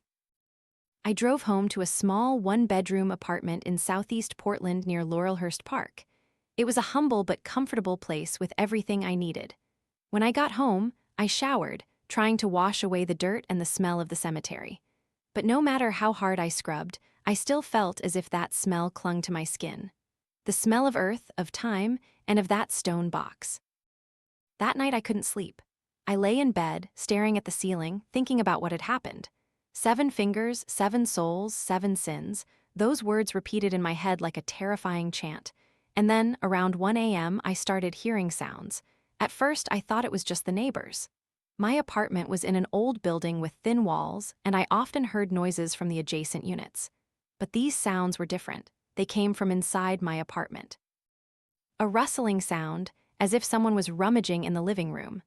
Then light footsteps, cautious, as if the person didn't want to be discovered.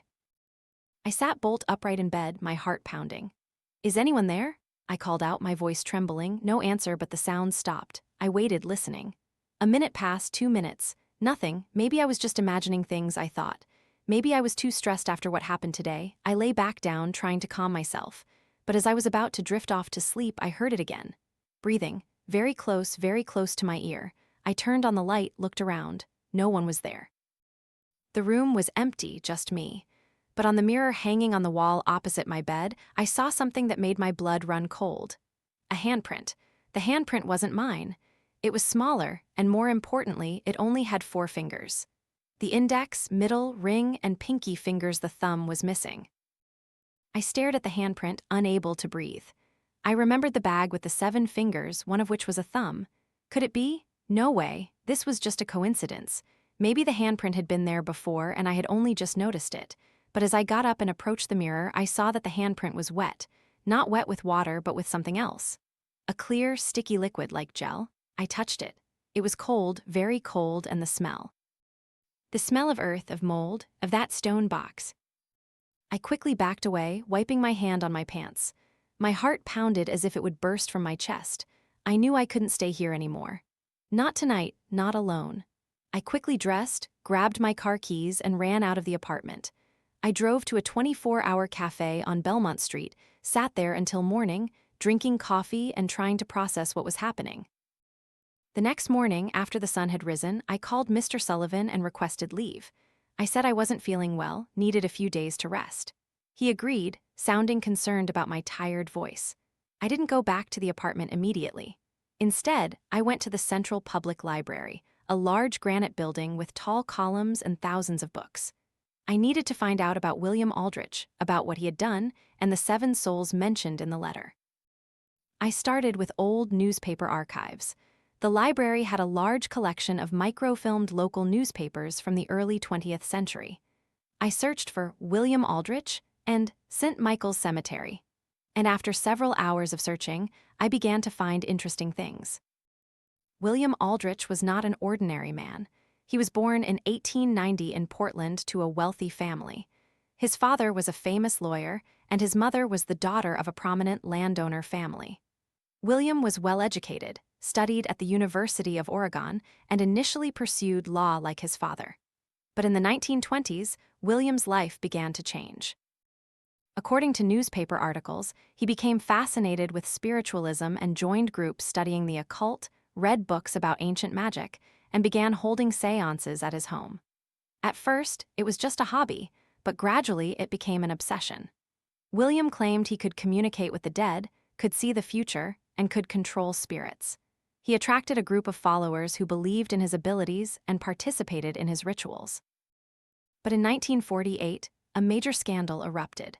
I found an article from August 1948 in the Oregonian with the large headline, "7 Disappear After Seance, Police Investigate William Aldrich." The article reported on 7 people, 5 men and 2 women, who had participated in a special seance at William Aldrich's home on the night of August 14, 1948. According to neighbors' testimonies, they had seen the 7 people enter Aldrich's house at 8:00 p.m., but no one saw them leave.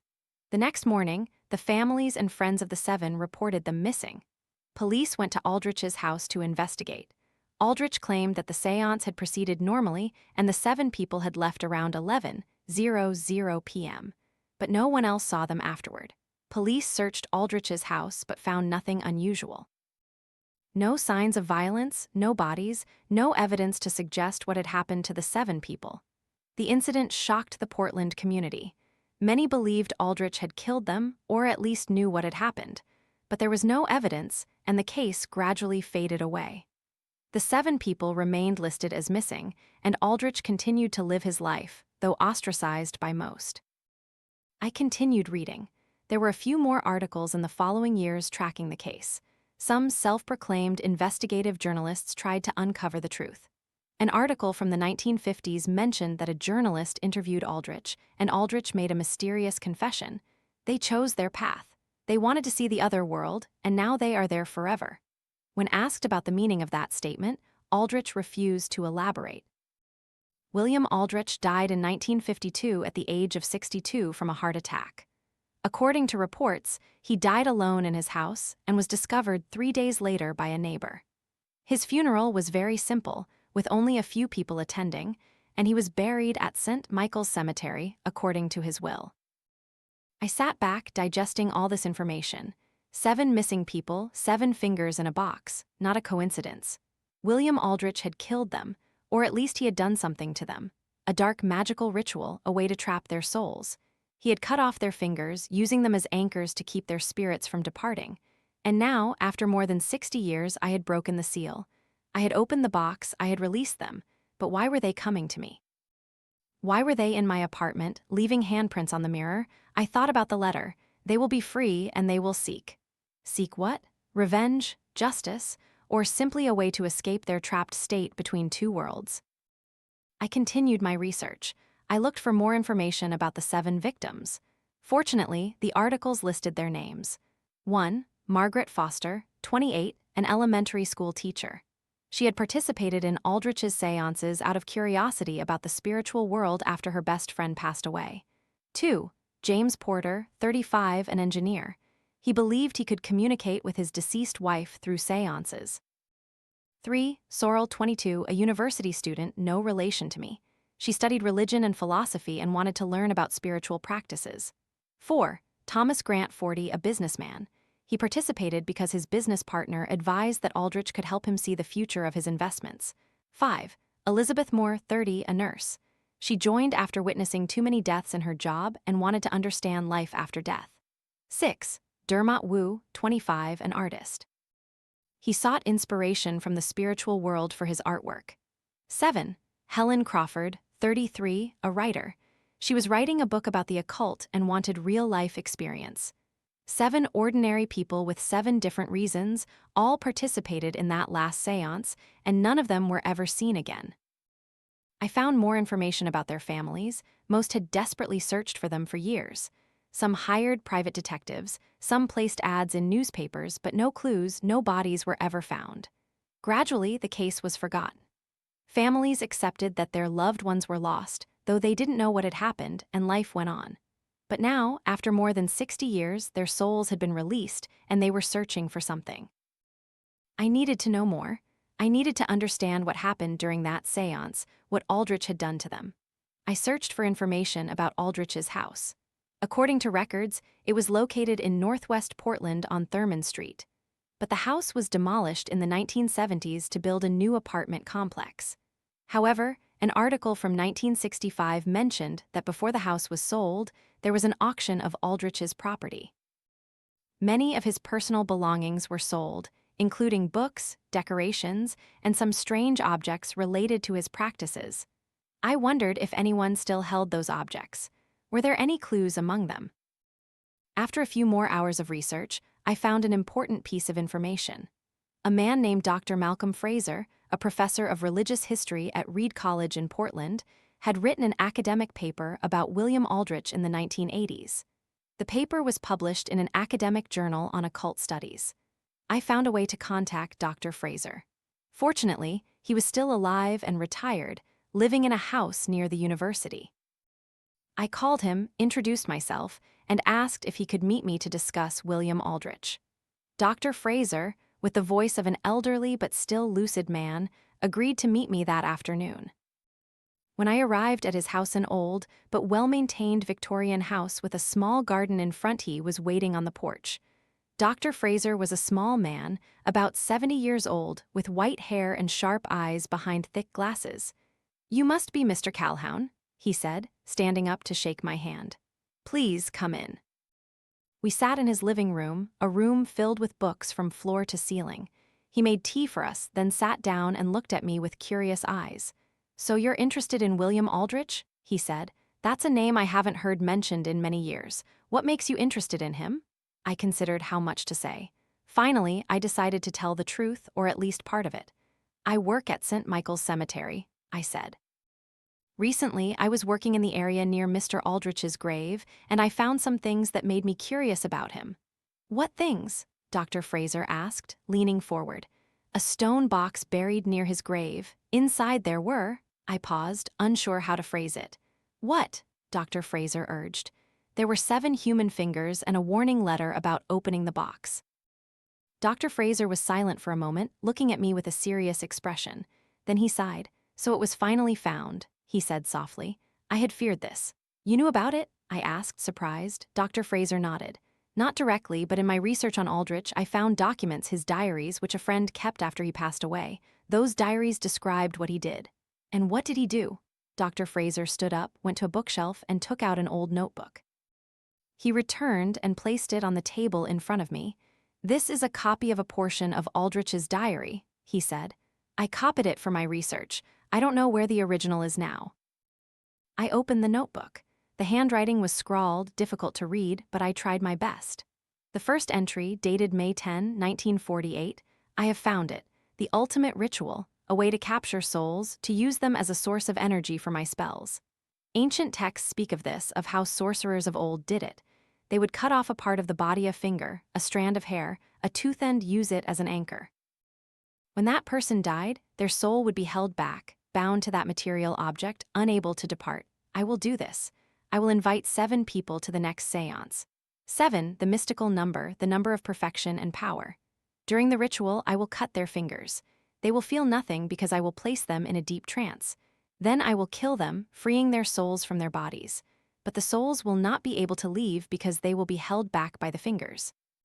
And I will control them, use them to see the future, to communicate with the other world, to gain power that no one else has." I continued reading, my heart beating faster with each line.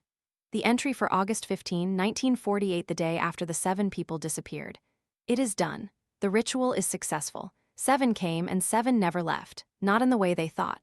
I placed them in a trance, a state between waking and sleeping. In that state, I cut their fingers. They felt no pain. Then, one by one, I performed the final rite. I cannot describe how I killed them without feeling disgusted with myself. But it was necessary. Souls can only be liberated from the body through death. As each died, I felt their souls trying to escape, but the fingers, the anchors, held them back. They cried out, they pleaded, but only in their minds. No physical sound, just silent screams in the spiritual world.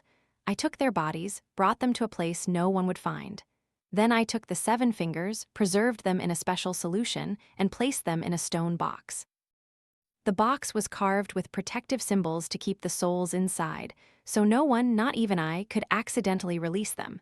Now I have 7 souls under my control, 7 sources of energy to use. Power flows through me. I can feel their thoughts, their suffering, and I will use it. I stopped reading, feeling nauseous, so that was it.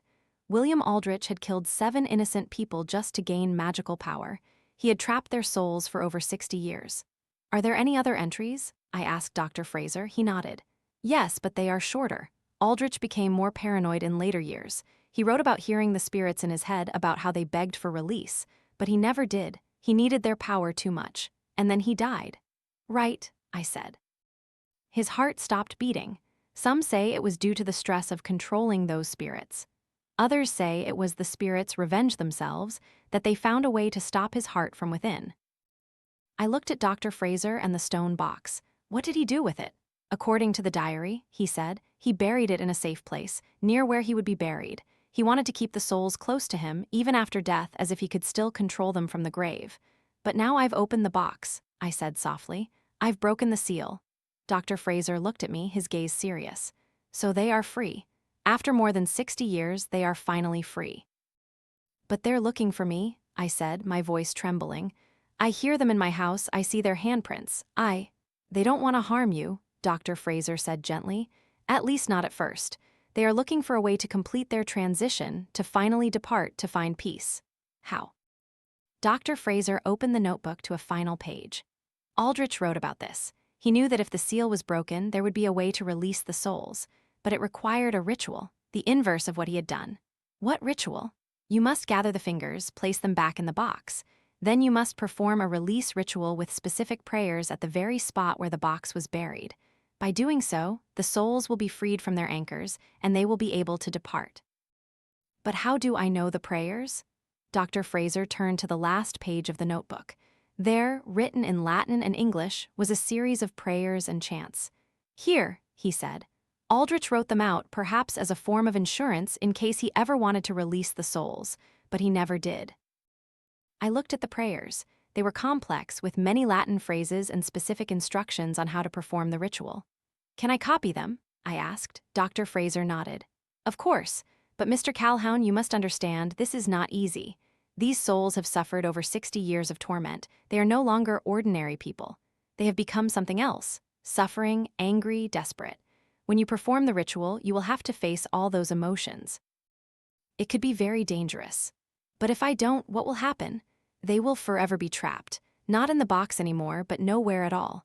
Wandering, searching for an escape they cannot find, and perhaps in their desperation, they will harm the living.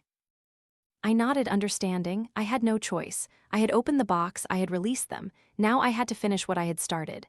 Thank you, I said, standing up. I'll do it. Dr. Fraser also stood up, placing a hand on my shoulder.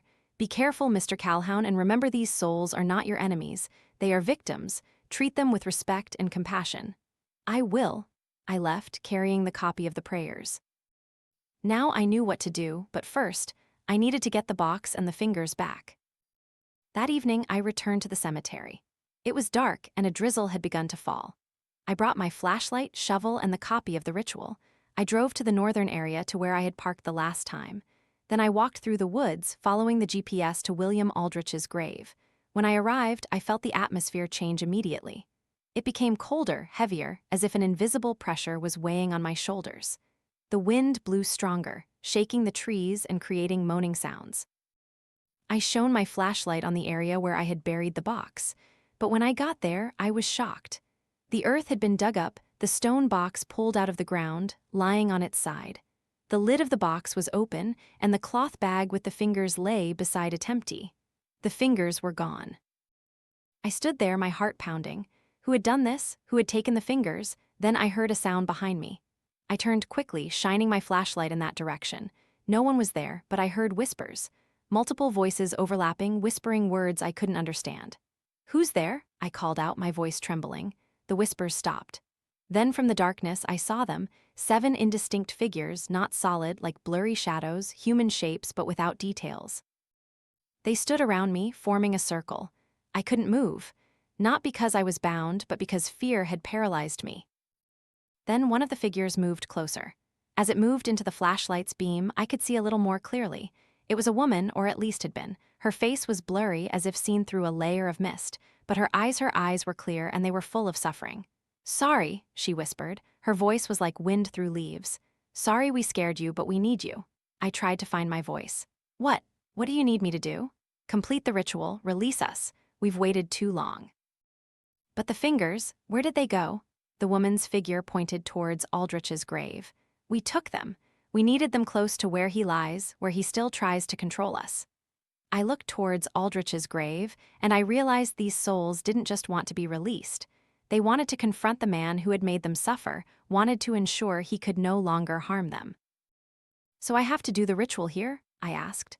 "On his grave?" The figure nodded. "Yes, that is the only place where we can be free, where the anchors began and where the anchors must end." I understood. I took out the copy of the ritual, opened it under the flashlight, then stepped towards Aldrich's grave. The figures followed me, still keeping their distance. They were silent now, just watching. I knelt before the headstone. The drizzle fell heavier, soaking the paper in my hand. But I held it tight, trying to read the words clearly. The ritual required me to place the fingers in a circle on the grave, around the headstone. Then I had to recite the prayers in a specific order, while keeping my mind focused on the intention of releasing the souls. "Where are the fingers?" I asked. The woman's figure pointed towards the base of the headstone. I shone my flashlight there and saw them 7 fingers arranged in a perfect circle around the base of the stone. They had already prepared them. I took a deep breath, then began to read. The Latin prayers were long and difficult to pronounce. I stumbled at first, but gradually found the rhythm. My voice echoed in the night, mixed with the sound of rain and wind. As I read, I felt the air around me begin to change. It became thicker, more electrified, as if a storm was brewing. The wind blew harder, so much so that I had to cling to the headstone to keep from being blown away. The figures began to move, circling around me clockwise. They moved faster and faster until they became a blurry ring around me. And then I heard cries. Not human cries, but howls, screams, sounds of utter despair. It was all the pain these souls had endured for over 60 years, released all at once. I continued reading, even though the cries almost drowned out my voice. Sweat poured down my face, mixing with the rain. My heart pounded as if it would explode. Then, as I read the last line of the ritual, something strange happened. The fingers on the ground began to glow, a faint blue light at first, but gradually becoming brighter. The light spread, forming connecting lines from one finger to another, creating a glowing circle. And from within that circle, another figure emerged, not one of the 7 souls. This was a different figure, darker, heavier, and full of malice. William Aldrich. He was still here in some way. His soul had not departed when he died. It had remained, trying to maintain control over his 7 victims. Aldrich's figure looked at me, and I felt a wave of coldness and hostility wash over me. "You have no right," a voice roared, deep and full of hatred. "They are mine, I earned them." "No," another voice rang out, the woman's voice from before. "We were never yours. You took us with deceit and murder, but now we are free." The 7 souls moved closer, forming a circle around Aldrich's figure. They began to pull him towards the glowing circle. Towards the fingers, the anchors that had held them for over 60 years. Aldrich resisted, trying to break free, but the 7 souls were stronger now, empowered by the ritual. They pulled him into the circle, and as he touched the light, he began to dissolve. "No," Aldrich screamed. "No, I cannot go alone. If I must go, I will take them with me." But the 7 souls would not let go. They held him in the circle, and the light grew brighter, until I had to close my eyes. Then suddenly everything stopped. Silence, complete silence. I opened my eyes. The wind had stopped, the rain had stopped, and the figures were gone. I looked down at the circle of fingers. They were no longer glowing. In fact, they were disintegrating, skin flaking off, bones crumbling until only a small pile of dust remained. Time had caught up with them. They were no longer held back by magic. I sat down on the ground, exhausted. Everything was over. The souls had been released. But then, before I stood up to leave, I heard a very small voice, very distant, as if from a far-off place. "Thank you." Only those 2 words, but they were enough. I stood up and gathered my tools. I looked back at Aldrich's headstone one last time. It looked the same as before, but in a way, it felt emptier. As if what had been there, the malevolent presence, the dark power, had vanished. I turned and started walking back to the car. The way back was easier than the way in, as if the forest had become more breathable, welcoming me instead of trying to hold me back. When I finally reached the car and drove home, it was almost dawn. I felt exhausted, but also relieved. An invisible burden had been lifted. Arriving at my apartment, I paused at the door, listening. No sounds, no breathing, no footsteps, just the normal silence of an empty apartment. I stepped in, turned on the light. Everything was normal. The mirror in the bathroom was clean, no handprint. The floor was dry, no muddy footprints. They were gone. The 7 souls had been released, and they had found their way to where they needed to go. I showered, changed clothes, and for the first time in days, I slept. A deep sleep, free of nightmares. That's my story, Morgan. A week after that incident, I decided to quit my job at St. Michael's Cemetery. I couldn't continue working there, couldn't walk through that area without recalling what had happened. Now, I work at a plant nursery on the outskirts of Portland. It's a peaceful job, with sunlight and life. No graves, no bodies, no buried secrets, just trees, flowers, and rebirth. But I never forgot what happened.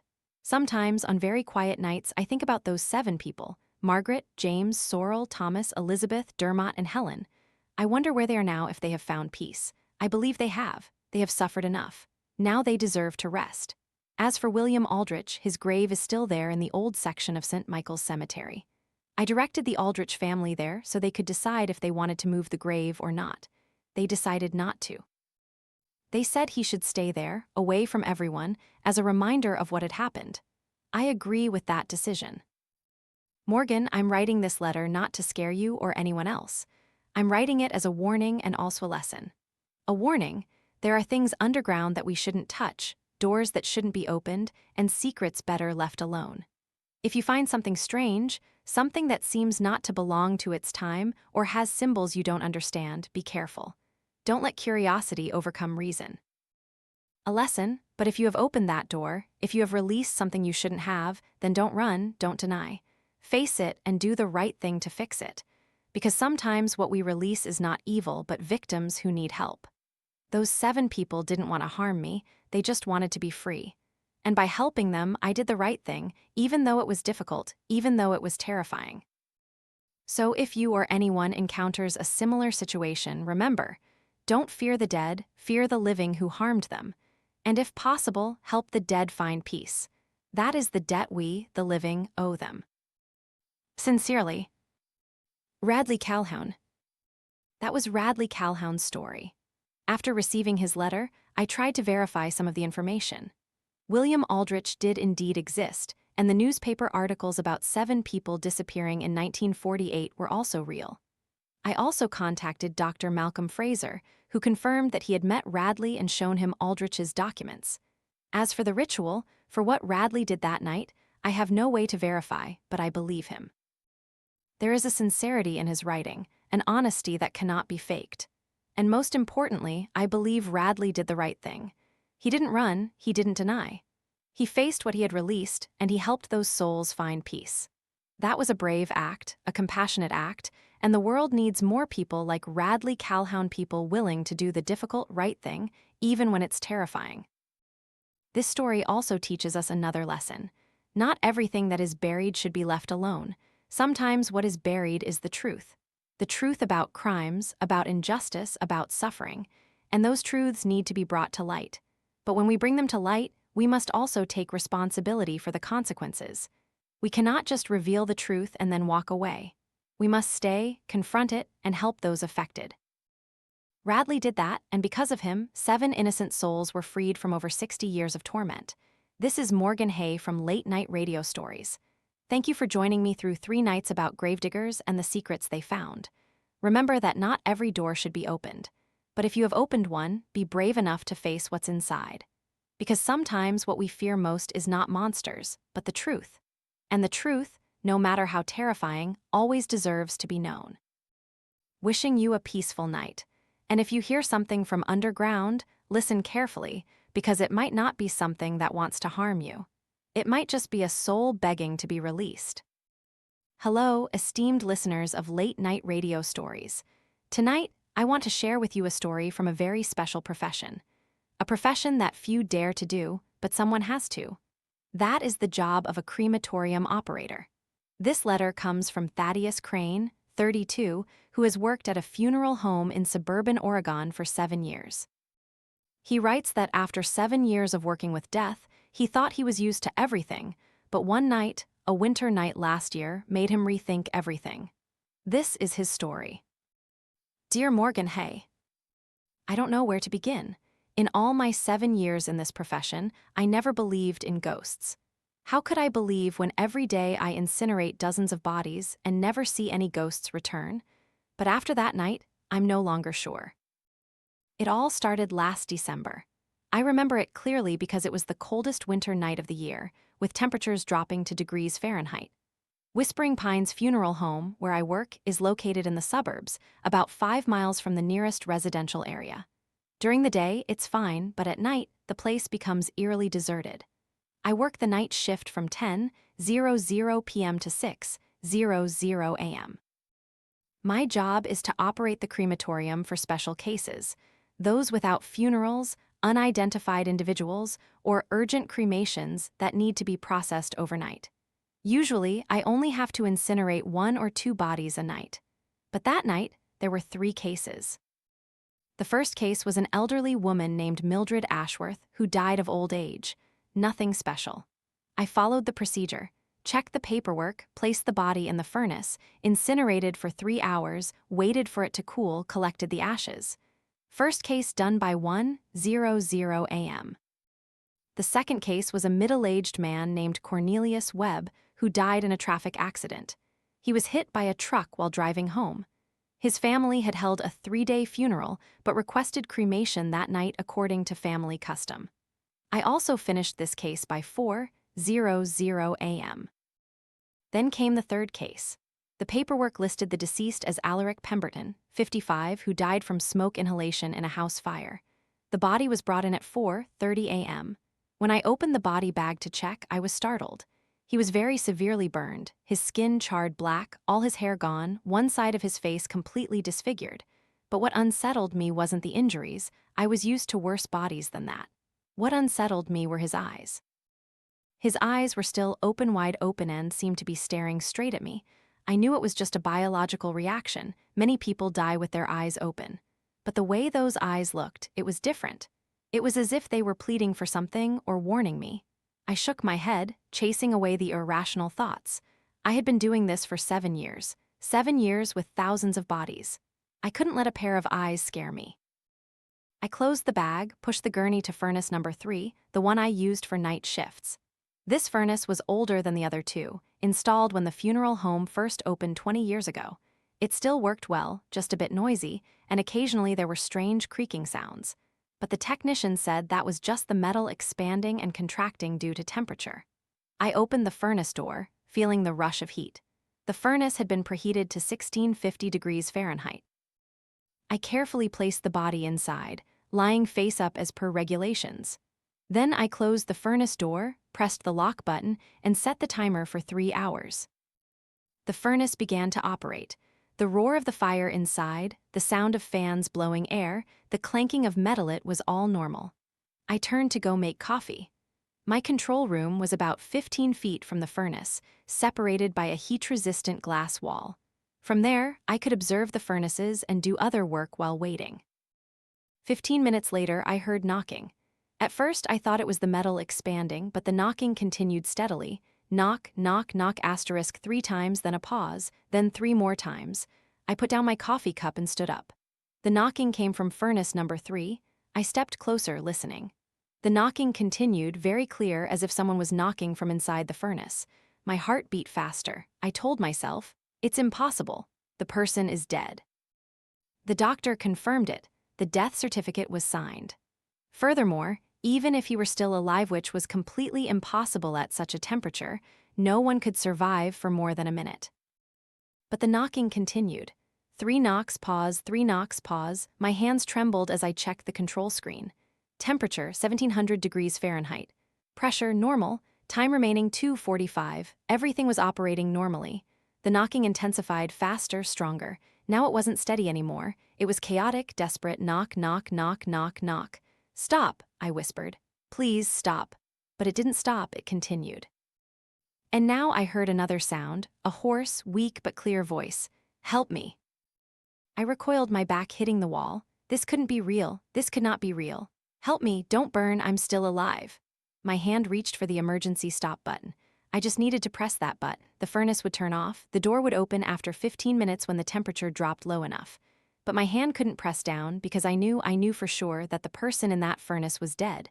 I had personally checked. He was ice cold, no pulse, no breath. The voice continued, but now it wasn't speaking English anymore. It was speaking something I didn't understand. Strange words, eerie tones, and I realized it wasn't one voice, it was many voices. They overlapped, screaming all at once, creating a symphony of horror. There was the voice of an old man, hoarse like desert wind. There was the voice of a child, crying miserably. There was the voice of a woman singing a tuneless song, all mixed together like a lunatic choir. Then suddenly, everything went silent. The knocking stopped, the voices vanished. Only the sound of the crematorium operating normally remained. I stood there trembling, sweat pouring from me. I don't know how long I stood there, maybe 5 minutes, maybe half an hour. Time seemed to lose its meaning. Finally, I mustered enough courage to look into the furnace's observation window. Inside, I saw fire, only fire, and a dark shadow slowly dissolving in the flames. 3 hours later, the furnace turned off. I waited another hour for it to cool completely before opening the door. When I opened it, inside there was only fine white ash, just like every other time. I collected the ashes into an urn, labeled it, placed it in the cold storage, waiting for the family to pick it up. Then I wrote the report.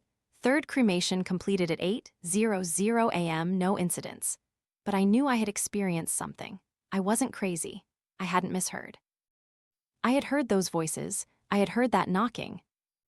2 days later, Alaric Pemberton's family came to collect the ashes. It was a woman in her 50s, his wife, Isolde, along with a young man who resembled him, probably his son, Phineas. When I handed them the urn, Isolde burst into tears. But Phineas did not.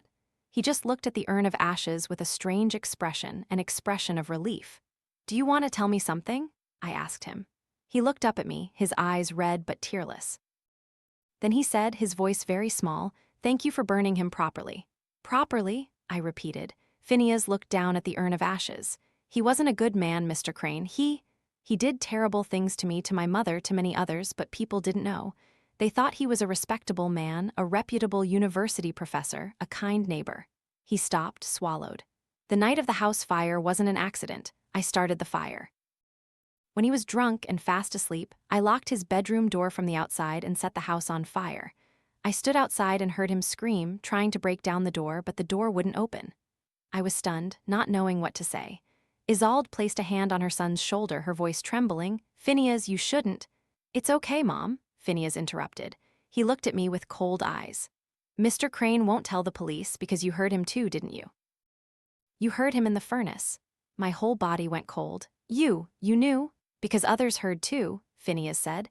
"Everyone he ever harmed, they all heard him screaming in the burning house, but no one helped because they knew he deserved it." He clutched the urn of ashes. "And now he's gone, truly gone, can't come back anymore. I've waited for this for 20 years. They left. I stood alone in the control room, looking out the window. It was still dark, even though it was 6:00 a.m. In Oregon winters, the sun rises late. I turned back to look at furnace number 3. It was completely cool, ready for the next cremation. But I knew I would never see it the same way again, because now I knew sometimes the dead don't rest. Sometimes they scream. Sometimes they try to escape, not because they want to live, but because they fear what awaits them on the other side. A week after that incident, I started researching Alaric Pemberton. I shouldn't have. It wasn't my business, but I couldn't help it. I needed to know if Phineas had told the truth. I found old articles about him. Professor of philosophy at Portland State University, expert in ethics, had published 3 books on morality and ethics, respected in academic circles. But I also found other things. threads on anonymous forums, accusations that were never proven. Former students wrote about strange private meetings with Professor Pemberton, stories about scholarships being mysteriously revoked after certain students refused to cooperate with him. One particular post made me stop. It was a Reddit post from 5 years ago from a deleted account. I was once a student of Professor P at Portland State. He did things to me that I cannot speak of. When I tried to report it, no one believed me. He was too respected. I was just a sophomore student, no one cared. I dropped out, I tried to forget. But I couldn't. Every night I dream of his office, the locked door, the lights on, and his voice. No one will believe you. There were 13 comments under that post, all from others with similar stories. All talking about the same person, all disbelieved. I closed my laptop, feeling nauseous. Phineas had been right. Alaric Pemberton was not a good man. And perhaps the voices I heard in the furnace were not his. Perhaps they were the voices of all the people he had harmed. People who were still alive but haunted by what he had done. Perhaps their pain found a way to manifest itself even in the furnace. Or perhaps it was Alaric Pemberton's own soul, realizing too late what he had done and terrified of the punishment awaiting him. I don't know, and a part of me doesn't want to know.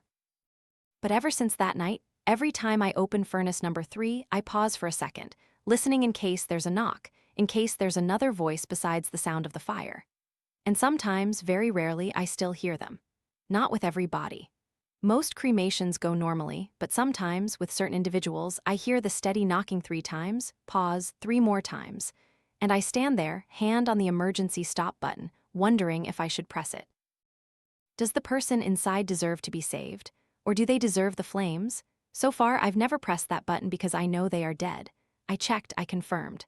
But a part of me still wonders, do some souls not deserve to rest in peace? Does fire not only burn the body but also purify sin? I am not a judge, I am not a priest, I am just a crematorium operator. But every night I wonder, when it's my turn to lie in the furnace, will I hear the knocking? Will I scream for help? Or will I silently accept the flames? I guess I'll know when the time comes. But now, Morgan, I still have to work. The next night's shift is waiting, and I know sooner or later I will hear that knocking again. 3 times, pause 3 more times, and this time perhaps I will stop and listen. Truly listen to what those voices want to say, because perhaps they are not just calling for help. Perhaps they are warning. Sincerely, Thaddeus Crane. That was Thaddeus Crane's story. After receiving this letter, I tried to learn more about Alaric Pemberton's house fire. Police reports confirmed the cause was accidental, a spilled candle while he was drunk. There were no signs of arson, but I also found a small detail in the report. Pemberton's bedroom door was locked from the outside. The investigator noted that it could have been due to a faulty lock or jammed by the high temperature. The incident was concluded as a tragic accident. Phineas Pemberton is now living peacefully with his mother in a small town 2 hours' drive from Portland. He has returned to college and is pursuing a degree in psychology, specializing in childhood trauma. Sometimes justice doesn't come from a courtroom. Sometimes it comes from fire. This is Morgan Hay, and you're listening to Late Night Radio Stories. Tonight, sleep well and hope that when it's your turn, you won't hear the knocking. Welcome back to Late Night Radio Stories. I'm Morgan Hay. Tonight, I want to share another story from someone also working in the funeral industry, but this time, not a crematorium operator. This is the story of a night watchman. People who have to sit alone in a funeral home from 10:00 p.m. to 6:00 a.m., guarding the dead. This letter comes from Octavia Walden, 34, who worked at Deacon and Sons Funeral Home in suburban Boston for 4 years. She writes that this job was initially temporary to pay off debt, but it led her through nights she will never forget. This is her story. Dear Morgan Hay, do you believe the dead can remember? Not remember in the way they were alive, but remember in another way, a darker way, a way that forces them to stay whether they want to or not. I didn't believe it. At least, not before I started working at Deacon and Sons. Now, I don't know what to believe anymore. It all started 4 years ago in the autumn of 2021. I was 30, recently divorced, holding $40,000 in credit card debt and living in a shoddy apartment in Dorchester. I had lost my job at an insurance company after an argument with my boss about a claim they denied without reason. I was right, but they had money for lawyers. I didn't. For 2 months, I applied everywhere: grocery stores, restaurants, offices. No one called back. Rent was due, the refrigerator was empty. I was considering going back to my mother's in New Hampshire, something I had sworn I would never do after she told me my divorce was my fault for being too stubborn and unyielding. Then I saw an ad on Craigslist. Night watchman needed at funeral home. Night shift 10:00 p.m. to 6:00 a.m. $18 an hour, no experience necessary. $18 an hour, that was more than I made at the insurance company, and it was a night shift. That meant I could still find a part-time job during the day. I called immediately. The person who answered was a man named Leopold Deacon. His voice was old but still firm. He asked me a few simple questions. Am I afraid of the dark? Do I believe in ghosts? Can I sit alone for 8 hours? I answered no, no, and yes. He told me to start work the very next night. Deacon and Sons Funeral Home was located at the end of Marlborough Street, a quiet road with old Victorian houses lining both sides. The building itself was one of the largest 3 stories with a granite facade and tall windows adorned with stained glass. When I arrived at 9:30 p.m., Leopold Deacon was waiting for me at the front door. He was tall and thin, with slicked-back white hair and pale blue eyes like ice. He wore a 3-piece black suit, even at the end of the day. He shook my hand, his hand was cold and dry, and said, "Miss Walden, please come in." Inside, the funeral home was decorated in a classical style. Dark oak floors, crystal chandeliers, deep red wallpaper with gold floral patterns. It felt more like stepping into the 19th century than the 21st. Leopold led me through the main chapel, a large room with wooden pews and a coffin dais at the front.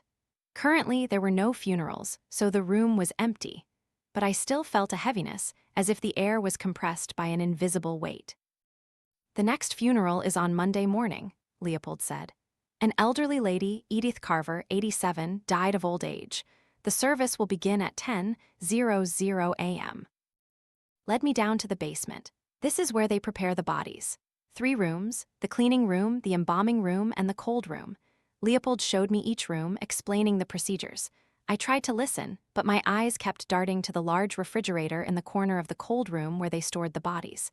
"There are 3 bodies currently," Leopold said, following my gaze. "Mrs. Edith Carver will have her funeral Monday morning. Mr. Harold Finch's funeral is on Tuesday, and..." He paused, looking down at his notepad. "Miss Lydia Ashcroft has no funeral scheduled yet. Her family is still making arrangements." He turned to look at me. "Your job is very simple, Miss Walden. Sit at the reception desk from 10:00 p.m. to 6:00 a.m. Every hour, you will make a round through all the rooms: the chapel, the second floor with the private rooms, and the basement. You will check doors, windows, ensure nothing is unusual. If there's a fire, a break-in, anything, you call the police and call me. My number is on the reception desk." "What about the bodies?" I asked. "They're in the cold room," Leopold said. "You don't need to touch them, they're not going anywhere." He said that with a small smile, but the smile didn't reach his eyes. "Any questions?" he asked. I shook my head. "Good. Then I wish you good luck on your first night, Miss Walden. I'll be back at 6:00 a.m. And he left, leaving me alone in the funeral home. The first 2 hours passed normally. I sat at the reception desk, reading a novel I had brought. The funeral home was silent, except for the ticking of the grandfather clock. Occasionally, I heard the old house creak, the natural sound of wood expanding and contracting with temperature. At 11:00 p.m., I stood up to make my first round. I turned on the lights as I walked through each room. The main chapel, nothing unusual. The adjacent room with sofas for families to wait, nothing. The second floor with 3 private rooms for smaller funerals, nothing. Then I went down to the basement. The stairs leading down to the basement were narrow and steep. The light was a single bulb hanging in the middle of the ceiling, casting long shadows on the walls. I walked down step by step, my hand gripping the banister. At the bottom was a long corridor with 3 doors. The first door, the cleaning room. I opened the door, turned on the light. Inside was a stainless steel table, a large sink, and shelves of chemicals. Nothing strange. The second door, the embalming room. Another stainless steel table, but this one had drainage troughs. Tools hung on the wall: scissors, needles, tubes. I didn't look long. The sight made me uncomfortable. The third door, the cold room. I stood before the door, hand on the doorknob. There was a small window in the door that allowed a peek inside. I looked through it. Inside, I saw 3 gurneys, each with a body covered in white sheets. I opened the door. Cold air rushed out. I stepped in, just a few steps, enough to check. 3 bodies, all covered, nothing moving, nothing unusual. I left the cold room, closed the door, and went upstairs. My heart was beating faster than normal. Not because I was scared, just strange, knowing that beneath my feet, just 1 floor down, 3 deceased people lay in the cold room, but I pushed past it. I returned to the reception desk, took a sip of coffee, and continued reading my book. The next round at 12:00 a.m. also had nothing unusual. And the round at 1:00 a.m., I started thinking this job was easier than I thought. $18 an hour to sit and read and walk through a building a few times a night. I could do this. Then came the 2:00 a.m. round. I went down to the basement as usual. Checked the cleaning room, nothing. Embalming room, nothing. Cold room, I opened the door, stepped in, and froze. There were 4 gurneys. I counted again, 1, 2, 3, 4. But Leopold said there were only 3 bodies. I stood there, staring at the 4th gurney. It was in the far corner of the room, slightly out of line with the other 3. The body on it was also covered with a white sheet, just like the others. Maybe Leopold was mistaken.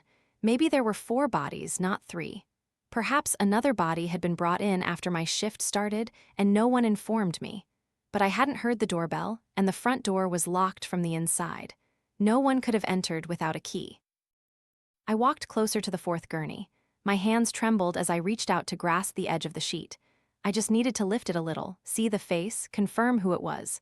The moment my fingers touched the fabric, the gurney moved. Just a little, just a small jerk, but enough to make me jump back, my heart pounding. I stood there, gasping, staring at the gurney. It didn't move again. Maybe it was just the wheels not being properly braked. Maybe I accidentally pushed it when I touched it. But deep down, I knew that wasn't the reason. I left the cold room. I didn't run. I didn't want to appear cowardly, but I walked quickly. I closed the door, went upstairs, and returned to the reception desk. I sat there trying to calm down. 4 gurneys. Leopold said 3. Maybe he was mistaken. Maybe there were 4 bodies from the beginning. I took out my phone and found Leopold's number. I intended to call and ask him about the 4th gurney, but then I stopped. It was 2:15 a.m. Leopold was surely asleep. If I woke him just to ask about an extra gurney, he would think I was crazy and I needed this job. I decided to wait until morning. When Leopold arrived at 6 a.m., I would ask him about it. For now, I just needed to finish my shift. 3:00 a.m. round. I didn't want to go down to the basement. But that was my job, I had to go. I went downstairs, checked the cleaning room, nothing. Embalming room, nothing. Then I went to the cold room. I stood outside the door looking through the small window. 3 gurneys, I exhaled. Good, only 3, no 4th. Maybe I just imagined it at 2:00 a.m. Maybe I was tired and misread it. I opened the door, stepped in for a quick check, and heard breathing. I froze in place. It was a very small sound, almost imperceptible. But it was there. Slow, steady breathing. It came from one of the gurneys. I turned to look. 3 gurneys, 3 white sheets. All silent, but I had heard it, I was sure. "Hello?" I called out, my voice trembling. No one answered, only silence. Then one of the sheets moved, just a little, as if someone underneath was breathing, and that breath made the fabric gently ripple. I stepped closer, my hand reaching out, trembling to grasp the edge of the sheet. I needed to know. I needed to see. I pulled the sheet up. Beneath it was a woman in her early 30s, perhaps 35, with long dark hair, skin as white as snow, and blue lips. She wore a white dress, her hands clasped over her chest. She was dead, there was no doubt about it. Her skin was cold and stiff, her eyes closed, no pulse. But her chest was heaving, slowly, steadily, as if she were breathing. I dropped the sheet, stepping back. This couldn't be real. Dead people don't breathe. It's just gas escaping from the lungs. That's the scientific explanation. But what I was seeing didn't look like gas escaping. It looked like breath, like she was sleeping. I ran out of the cold room. I didn't run. I didn't want to show cowardice, but I walked quickly. I closed the door, went upstairs, and ran through the corridor back to the reception desk. I sat down, trembling, trying to calm myself. 5:00 a.m., only 1 more hour. I could make it through 1 hour. I didn't make another round. I didn't care if Leopold saw it on camera. I couldn't go down to that basement again. I sat at the desk, watching the clock, counting every minute that passed. 5:15, 5:30, 5:45. 6:00 a.m. Leopold arrived. He walked in through the front door wearing the same three-piece black suit as yesterday, his white hair neatly combed back. "Good morning, Miss Walden," he said. "How was your first night?" I looked at him, not knowing what to say. Finally, I asked, "How many bodies are in the cold room?" Leopold frowned. "3, as I told you yesterday. Why? Are you sure it wasn't 4? "I'm quite sure, Miss Walden. I checked before I went home yesterday." 3 bodies, Mrs. Edith Carver, Mr. Harold Finch, and Miss Lydia Ashcroft. Lydia Ashcroft. That name sounded familiar. Then I remembered, she was the dark-haired woman I had seen. Lydia Ashcroft, what did she die of? I asked. Leopold looked at me, his pale blue eyes studying my face. "Why do you ask? Just curious." He was silent for a moment, then said, "She died of a sleeping pill overdose. Suicide, it seems." No note, but she took a whole bottle of pills and went to sleep. They found her 3 days later. How old was she? 33. That matched what I saw. "Why are you asking these things, Miss Walden?" Leopold asked. "Did something happen last night?" I shook my head. "Nothing. I just thought I saw a 4th gurney in the cold room, but when I went back to check, it was gone. Maybe I just imagined it." Leopold nodded slowly. "Perhaps. Or," he paused, "or what?" "Or you saw one of our residents." "Residents? That's what I call them," Leopold said. "Those who stay, those who cannot leave even after death." I looked at him, not knowing if he was serious or joking, but his face held no trace of humor. "Are you saying she's haunting this funeral home?" I asked. "Not haunting," Leopold corrected. "Staying. There's a difference, Miss Walden. Haunting spirits cannot leave because they are angry or seeking revenge. Staying spirits are different. They stay because they are afraid." "Afraid of what?" Leopold looked down, his hand stroking his antique pocket watch. "Afraid of what awaits them on the other side." He looked up at me. "Deacon and Sons has been around for 150 years, Miss Walden. It was built by my great-grandfather in 1871. In those 150 years, we have served thousands of families, thousands of bodies have passed through this house, and some of them still remain." "How many?" I asked. "I'm not sure, perhaps 10, perhaps 20, they come and go. Sometimes they appear on the 4th gurney, sometimes they walk in the corridors, sometimes they just observe." I swallowed. "Why didn't you tell me this before I started working?" "Because if I told you, you wouldn't take the job," Leopold said. "And I need a night watchman. The last one quit after 3 nights, because she saw ghosts, because she couldn't stand the silence. She said this house was too quiet." "It drove her mad." Leopold stepped closer, placing a hand on my shoulder. "Listen, Miss Walden, I understand this is scary, but you need to know that the spirits here are not harmful. They don't want to hurt you, they are just confused. They don't understand why they are still here. They are seeking comfort, and my job is to provide that." "How?" I asked. "Your job is to leave them alone. Don't bother them, don't try to talk to them. Just do your job and let them do theirs." I looked at him, not believing what I was hearing. "You expect me to come back tonight?" "I hope so. You promised to work at least a week. And as I said, the pay is $18 an hour. That's good pay for a job that requires no skills." I stood there, weighing my options. A part of me wanted to run and never come back, but another part remembered the $40,000 credit card debt, the looming rent, the empty refrigerator. "I'll think about it," I said. "You have 24 hours, Leopold said. "The next shift starts tomorrow night at 10:00 p.m. If you don't come, I'll understand. But if you do, I'll pay you cash every week. No questions, no paperwork, tax-free cash."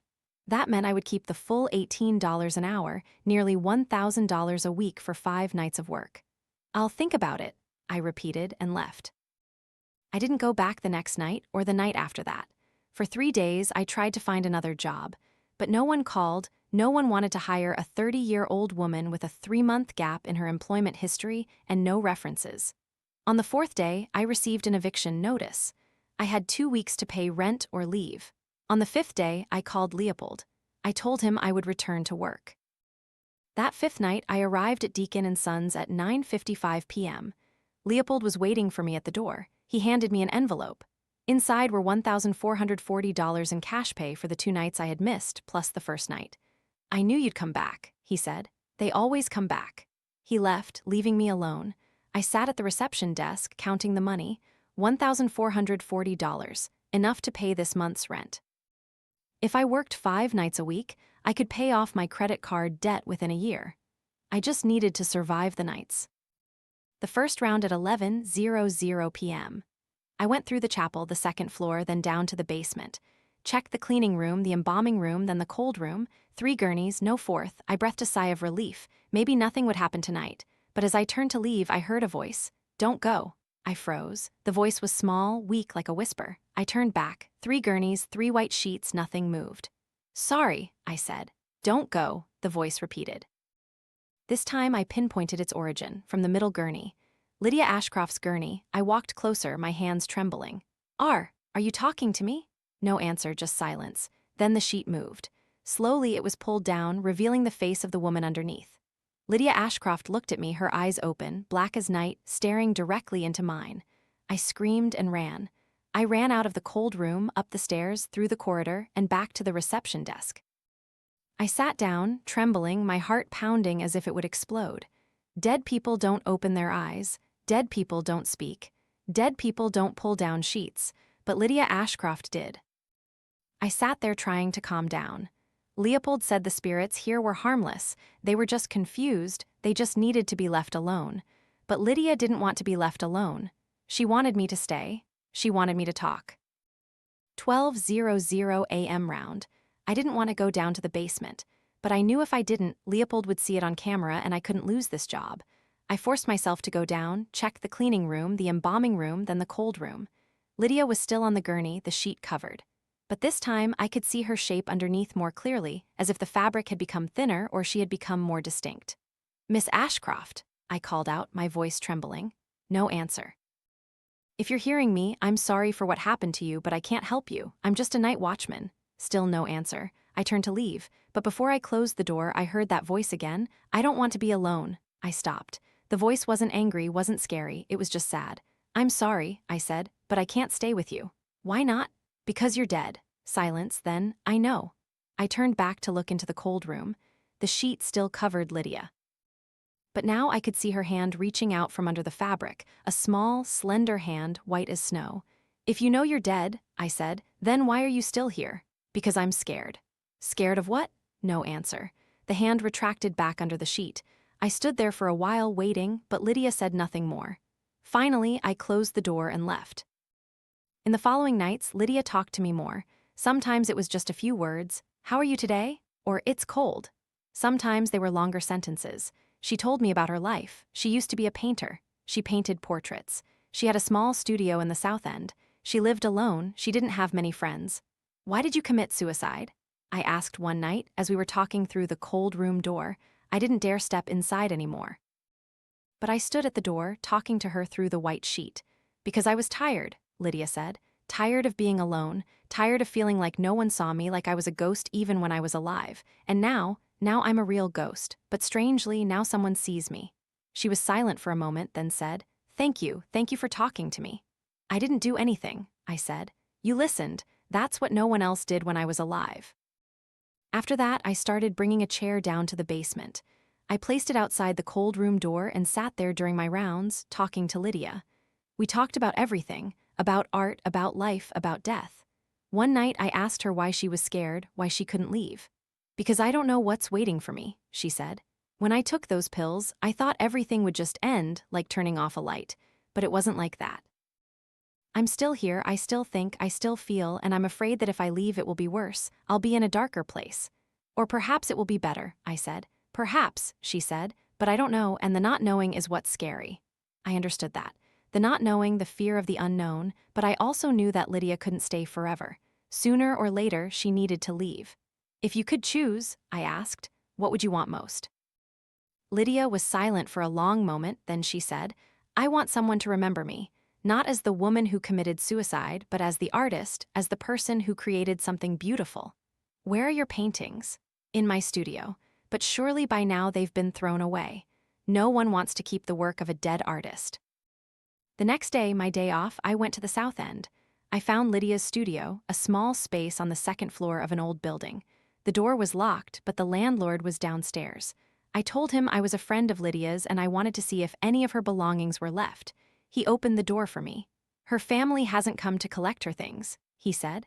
I don't know what to do with all of this. Inside, the studio was full of portraits.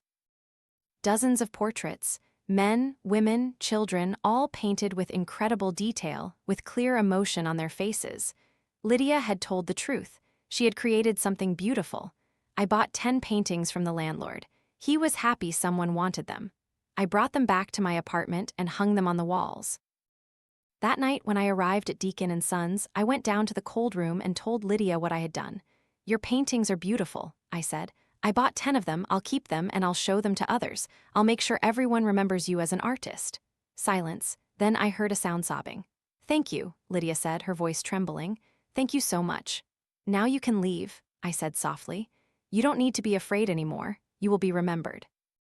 But I still don't know what awaits me. No one knows, but staying here isn't living, it's just another way of dying. You deserve more than that. Silence stretched, then very slowly, the sheet moved. It was pulled down, revealing Lydia's face. This time she wasn't looking at me, her eyes were closed, but there was a small smile on her lips. "Goodbye, Octavia," she whispered. And as I watched, her form began to fade. Slowly, little by little, she disappeared. The white sheet lay flat, no longer any shape underneath. Lydia had left. I stood there for a long time, looking at the empty space. Then I turned and left the cold room. That was the first time, but not the last. In the following months, I met many other spirits. An elderly man named Harold Finch who wanted me to read him sports news.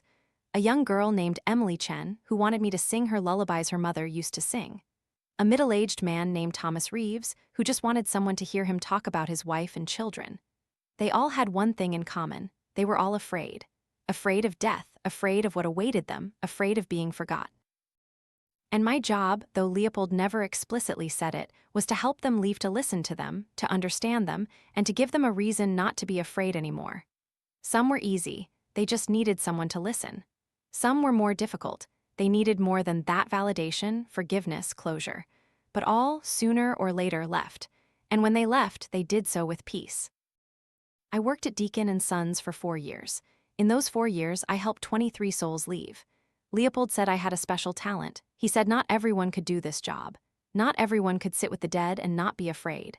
But the truth is, I am afraid. Every night when I go down to that basement, I am afraid. I'm afraid of what I'll see. I'm afraid of what they'll say. I'm afraid that one day, one of them won't want to leave. But I still continue because this job has taught me something. It taught me that death isn't the scariest thing. The scariest thing is living without purpose, living unseen, living without leaving a trace. Lydia lived that way, and she died because of it. But after death, she found something she hadn't found in life. Someone who listened, someone who cared. And that's why she could leave. I still keep her paintings. I organized a small exhibition at a local cafe, 10 portraits by Lydia Ashcroft. People came to see them, they stood before the paintings and admired them. They asked about the artist, and I told them. I told them about Lydia, not about her death, but about her life, about her talent, about how she saw beauty in every face she painted. 3 paintings were sold. The money I received, I donated to a suicide prevention organization in Lydia's name. Now, whenever anyone asks me about my job, I don't say I'm a night watchman at a funeral home. I say I'm someone who helps the dead find peace. And that's the truth. Morgan, I'm writing this letter to you because I think you'll understand. You've dedicated your career to listening to stories about the unexplainable. You know that there are things in this world that cannot be explained by logic or science. The dead don't speak, but they communicate. They find ways to let us know they're still here, that they still care, that they're still afraid. And our job, the job of the living, is to listen without judgment, without fear, just listen. Because sometimes, that's all the dead need to be able to leave. Sincerely, Octavia Walden. That was Octavia Walden's story. After receiving this letter, I tried to learn more about her. She is still working at Deacon and Sons. Leopold Deacon passed away last year at the age of 92, and the funeral home was passed down to his son, also named Leopold. Octavia is now not just a night watchman. She also works as a grief counselor, helping families arrange funerals and services. But her night job is still her primary work. She told me she can't quit because there are still souls who need help. Lydia Ashcroft's art exhibition attracted the attention of a small gallery in Boston. They organized a larger exhibition with all of Lydia's remaining works from her studio. The exhibition was a great success. Lydia's paintings are now displayed in many private collections throughout New England. Lydia Ashcroft is remembered not as the woman who committed suicide, but as a talented artist who left this world too soon. And somewhere, I hope her soul is resting in peace. This is Morgan Hay, and you're listening to Late Night Radio Stories. Sometimes the dead just need someone to listen, and sometimes that's all they need to find peace.